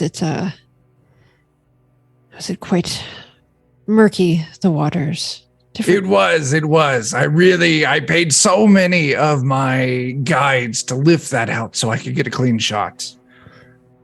Very different climb than here. The places that you have traveled to are always quite interesting. I hear the humidity is quite it's intense. Absolutely terrible. As a dear friend of mine once stated, it's like walking through soup. I hate it. That sounds quite unpleasant. Yes. But thank you for the browsing imagery of things that are real and exist, and I can imagine. I believe that I sent you the pelt of that alligator as well for your collection. I believe the skins of such things. Don't quite remember what I made with that, but it came in quite handy. Very well. Much appreciated. As Yes. always, appreciate your stories. Cillian is going to spend some time. He's going to get some gin and tonic if they have that even here in this town. If not, he'll get, something easier like an ale or something. And he'll go over to Henry Stanley and spend some time with him, just saying, here you go, my good man. Thank you. Thank you. A drink should help you to calm your nerves. And then he's going to proceed to try and talk him through the trauma a little bit with what limited psychology we had at the time. Absolutely. Roll psychology. Yeah, that sounds like a good idea. Yeah, he's not handling it particularly well. It's not gonna not gonna be effective, but he's gonna try and be there for him.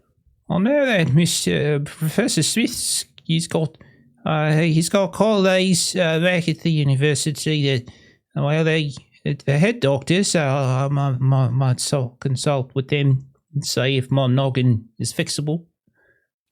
Well, they have made some pretty fantastic progress with trepanation, but I wouldn't go to it first. Okay. Trepanation. Trepanation. What's that? Well, it's whenever they put a tap in your head to remove the excess water. I don't got no water in my head, Mr. Bengura. I was on a train. I wasn't swimming in the ocean. Yes, that's what I'm trying to say. So if someone recommends to you trepanation, make sure it's only a last resort. Yes, sir. Yes, sir. I think I'm just going to go get some sleep, if that's all right. That's okay. Oh, yes. Just be sure that you sleep on your left side. And, Left. use a pillow to prop you up so you don't end up on your back. I'm probably just going to sleep with my back to the door so no one eats me in the night. Very well. Okay. Good night, Mr. Bengura. So, if that's the case, if there's nothing else, we'll say night will pass. Morning will come. Everyone makes it down to the dining room with some basic breakfast. The man who's going to give you a ride. Everyone but Randolph does not meet any of you down in the inn proper. Well, I mean, hopefully he's died of guilt.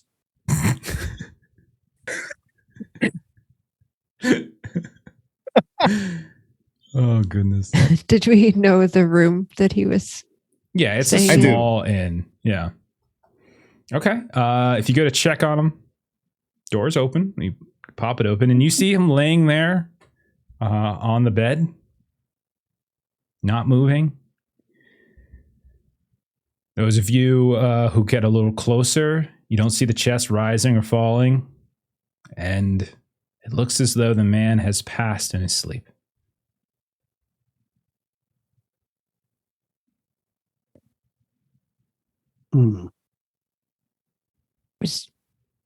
I believe the sudden aging was too much for him.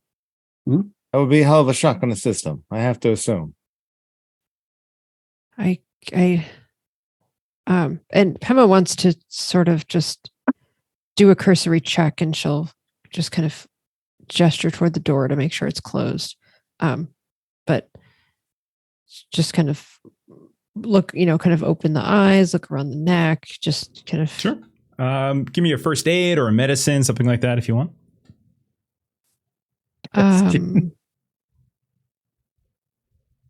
That's, I would prefer. Oh, okay, first aid is 30. I was going to say medicine is 1.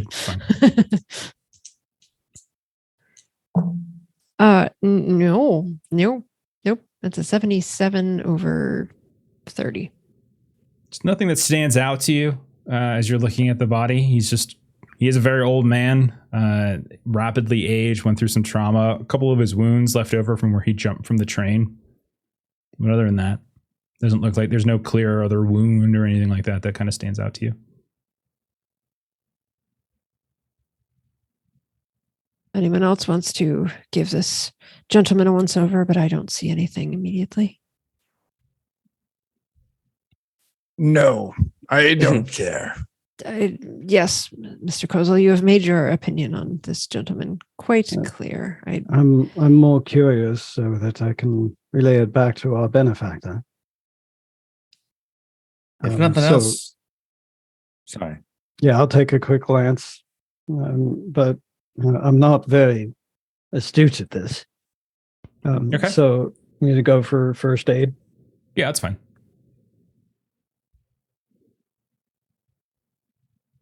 I haven't the focus. Yeah, same thing. As both of you kind of go over, you look around, like he's got these wounds and such left over.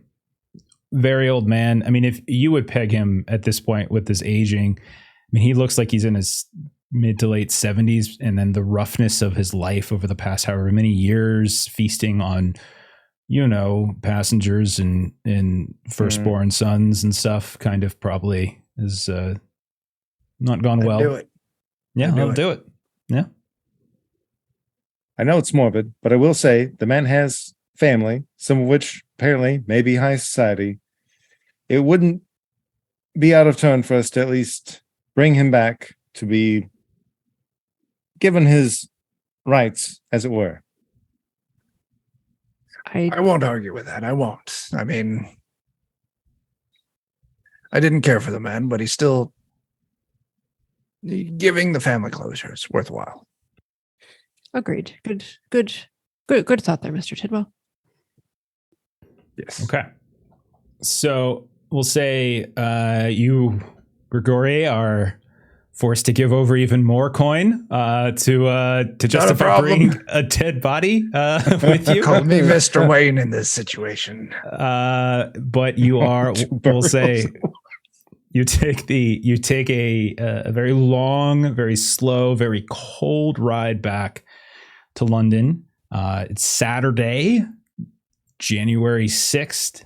You get home, or you get back to the city late in the afternoon, early evening. The sun is almost down. We'll say, we don't need to go through the details. We'll say you take care one way or the other. You find a hospital of some kind, and you deal with the body of Mr. Alexis. A couple strange questions, but an old man, no clear signs. Actually, one thing. Let's see. I don't like that, actually. Joseph Tidwell, go ahead and roll a luck test. Okay.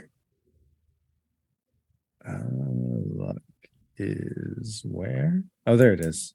On the Click side. on it. Okay. Okay. So, like you hand over the there's a significant amount of bureaucracy that's going to potentially happen. You're talking about like the notification of family, various reports, various figuring out like what exactly happened to him, who he is. He has no identification on him. So I'm going to say that at least one person is probably going to have to linger back. Is anyone here particularly good at like paperwork or kind of dealing with bureaucracy of some kind? Anyone here be considered, or even just have a high credit rating would probably also be sufficient. Are you talking to me? Well, Gregory, since he didn't much care for the man, and I wasn't incredibly fond of him, but I don't seem to have the same hatred towards him. This is something that I believe I can take care of. I would have more sympathy if he ate a stranger. I mean, do what you must, but... Well, he did that too. Oh, I do not agree with his actions. A father eating his kin, I cannot agree with. And that is where my travels, I have myself eaten human flesh. I will not deny it. That is not my problem. My problem is his eating his own kin. You do what you can to protect your children at all costs. Yes, well, I'm one that I don't prefer to eat such things. I prefer to eat out. But Glossing over. So, Cillian, you're going to hang back while everybody else will say is released. Cillian, your night then becomes we're not going to role play it out. A series of interviews, conversations, answering questions from doctors, police officers, trying to figure out who this person is. It's a very lengthy and exhausting night for you. The rest of you will return to wherever it is you've been staying, various hotels and such. Was anyone not staying in a hotel? I'm staying in the finest hotel. Okay. Oh, of course you are. Of course you are. Yes. Okay. Let's see. Everybody but Cillian and Joseph make some spot hidden tests. As you all return, is anyone staying in the same hotel with each other? Like, you don't have to stay in the same room, but anyone just happens to be in the same hotel? I'll stay in the same hotel as Joseph. We'll catch up on old times. Fair enough. I mean, if Cillian and Pema, I'd willingly front the bill for them. Dear friends, not a problem. I appreciate the offer. Indeed. Pema failed her spot hidden 94 over 60. Okay. How did you do, Grigori and Reginald? Past 60. Wait, what am I rolling? 61. Spot hidden. Roll 61 and I have a 65. Oh, I You failed. passed? Okay. All right. Yeah. Did fail. So we'll say Grigori and Pema, we'll say you two are going to one place or kind of one section of London. Joseph, Reginald, you end up in a different. You all would have already had hotels and they would have been, you've been absent from them for a couple of days. So you've probably already booked your rooms. So it's really just sort of happenstance if you happen to be sharing them, which is fine. You don't need to get into the details. So as we'll say Grigori and Pema are moving in, kind of going into their hotel. It's late. I would say the two of you, as you're coming in, you see like outside of the hotel, you see this kid. He's got like this chalkboard placard, like this little bit on the front, little bit on the back, and he's like kind of shouting out, "Man dies 3 times in one night. Read about it. Man dies 3 times in one night." He kind of shouts here and there, and it's just like the most kind of bizarre thing that you actually hear. And you also, I would say, Reginald and Joseph, as the two of you are walking into your hotel. Reginald, you notice that there is a gentleman he's got this newspaper up in the lobby. You can smell the smoke of a cigar or something like that. You can hear people milling about, and you can see this newspaper is held up. And you can see on the outside, there is this headline. It says, "Man dies." I don't know why it says it like that. It just says, "Man dies 3 times in one night." But as you're watching, as you're looking, you actually notice something catches your eye even more on that newspaper. In the bottom corner, there's a much smaller article. So I'm going to share a couple things with you. So Grigori, Pema, would either of you have tried to purchase one of these newspapers? Absolutely. Pema would have flipped him a coin. Okay. So let's see. I would have flipped him so many coins. I'm so rich. Pema would have, kind of just you've already paid for the hotel. I can handle very well. Newspaper. So if you want to, so the two of you, Grigori, Pema, if you're going to take a look at that one, go into the journal section of Foundry, into the Orient Express handouts. You'll see a visible now. There should be a London handouts. Is that correct? Do you see that? I've got it. My eyes upon it. Man dies 3 times in one night. Very well. One of you, if you would like, can go ahead and read that newspaper article for us. Emma, you can if you want. If not, I've had plenty to drink tonight, and I'm more than brave enough. Go right ahead. Very well. Man dies 3 times in one night. 3 bodies in hotel. Each man carries the same identity. 3 slain men were discovered last night in a London hotel, each bearing positive identification as Mr. Mehmet Makrat. I am apologizing for my pronunciation of Islington. Makrat. Yeah, Mehmet Makrat. There's no extra. Yeah, Thank close you. enough. mysterious voice from the skies. Each had been stabbed through the heart. Maids at the Chelsea Arms Hotel discovered the remains. The room also was registered in the name of Mr. Macriat. Bona fide papers identified the trio as one man, Mr. Macriat, known to be a Turkish antiques dealer and owner of the Crescent Treasury. The victims bear superficial resemblances and each passed as Mr. Macriat since independently reviving in London earlier this week.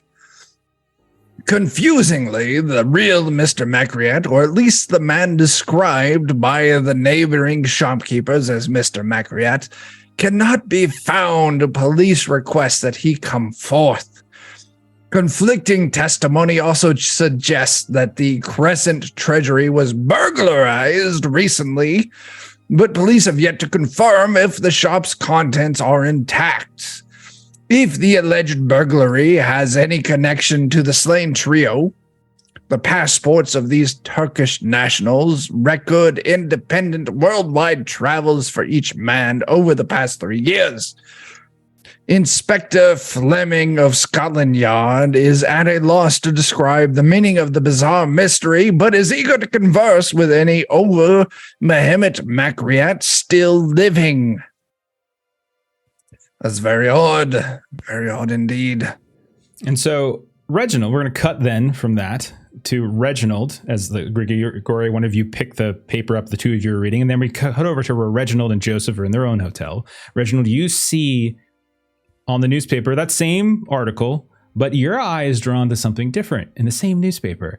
On the bottom right-hand corner, a headline catches your attention. And so it's in that same file, that same handout thing. The title of the article, the headline is Professor's Home Burns, Fears for His Safety. So Matt, if you want to read that short article there. Sure. Professor's home burns, fears for his safety. Professor Julius Arthur Smith, a figure well known in academia, was sought today following the burning of his St. John's Woods home under mysterious circumstances. Missing also is Dr. Smith's manservant, one James Beddoes. Witnesses saw a man resembling Beddoes run from the house just before the fire broke out. Anyone knowing the whereabouts of Dr. Smith or Mr. Beddoes is requested to contact Detective Sergeant Rigby at Scotland Yard's Arson Division. So, as the two of you are in this lobby, you are kind of looking at this article, staring at each other. There is a tap on your shoulder, Joseph Tidwell, and you look around and you see there is like this kind of hotel worker is standing there, and then like, I beg your pardon, sir, you Mr. Joseph Tidwell? Yes, I am. I thought so. You have a very distinct look about you.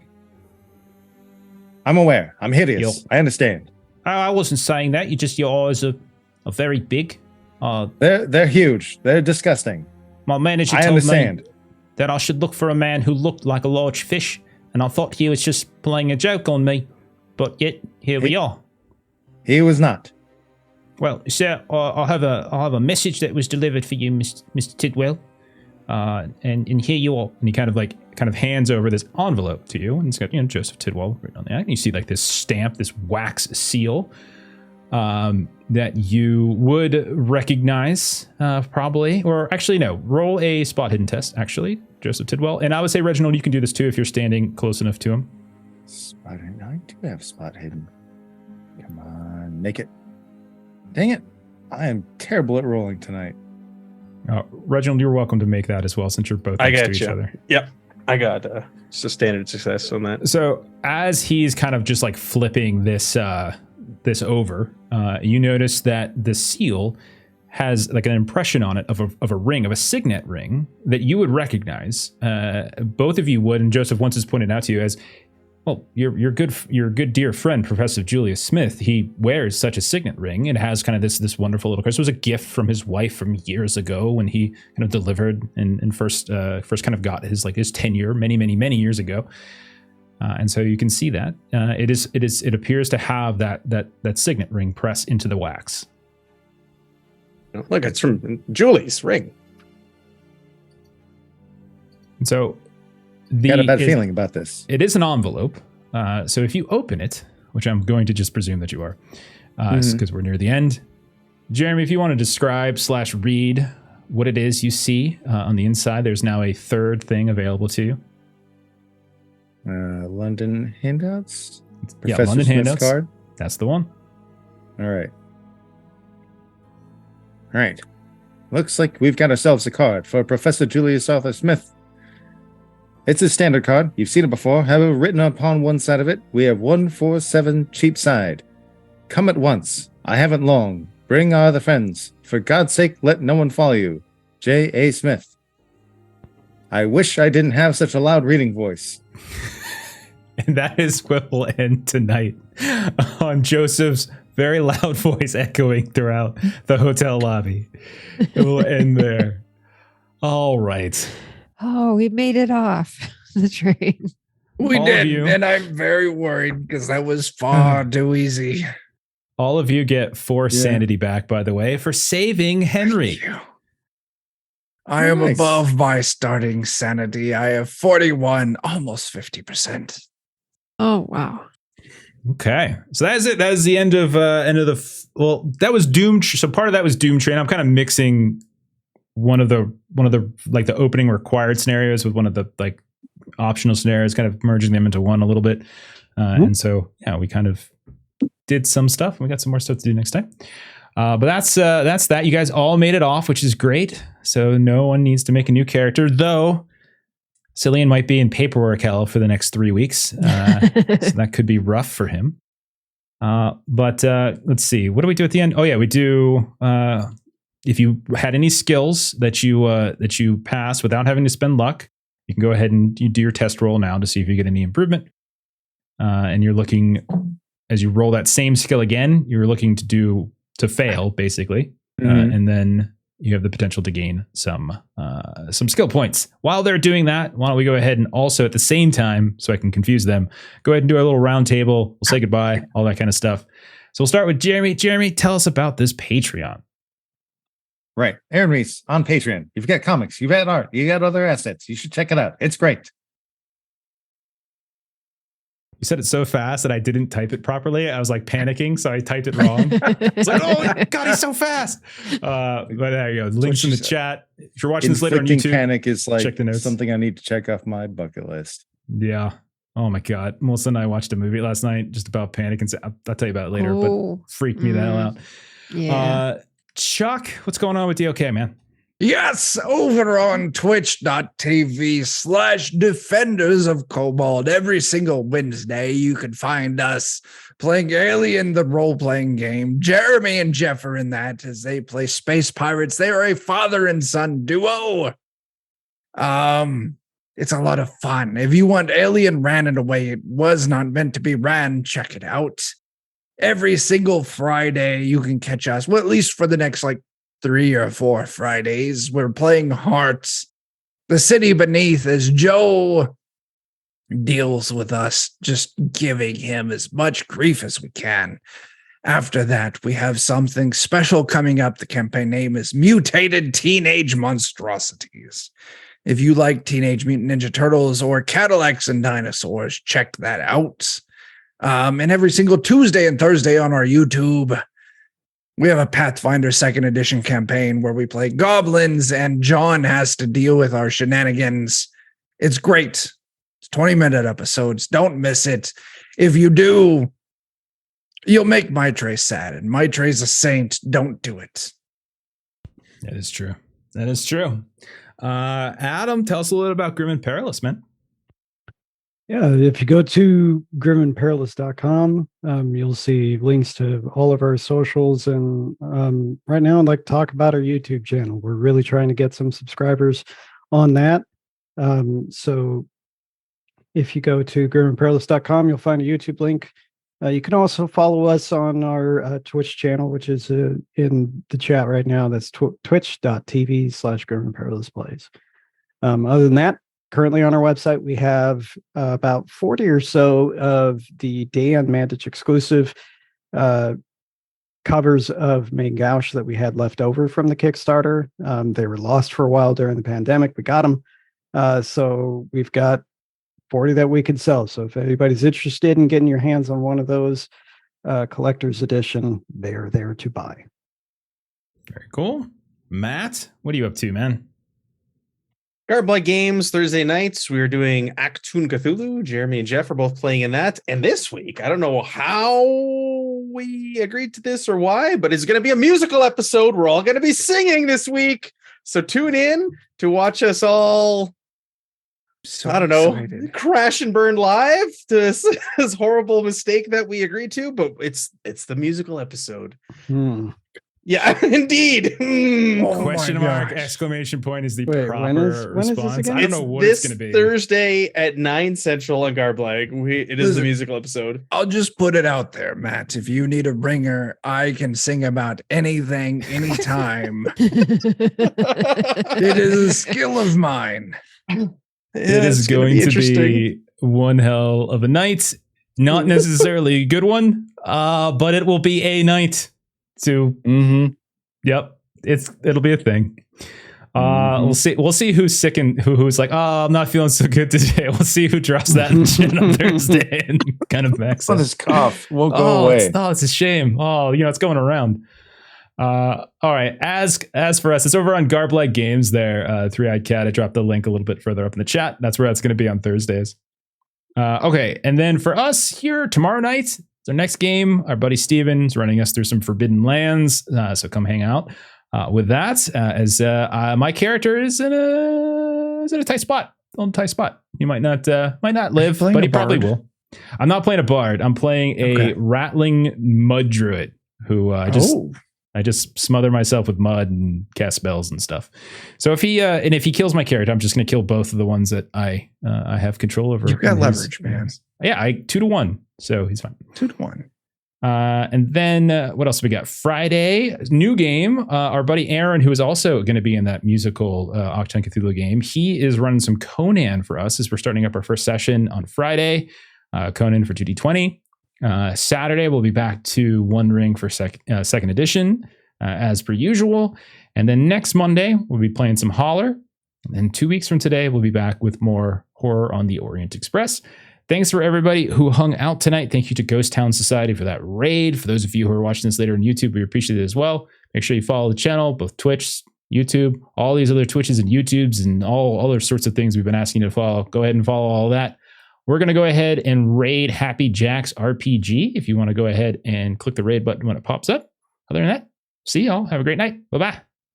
Bye. Thanks for hanging out. Goodbye.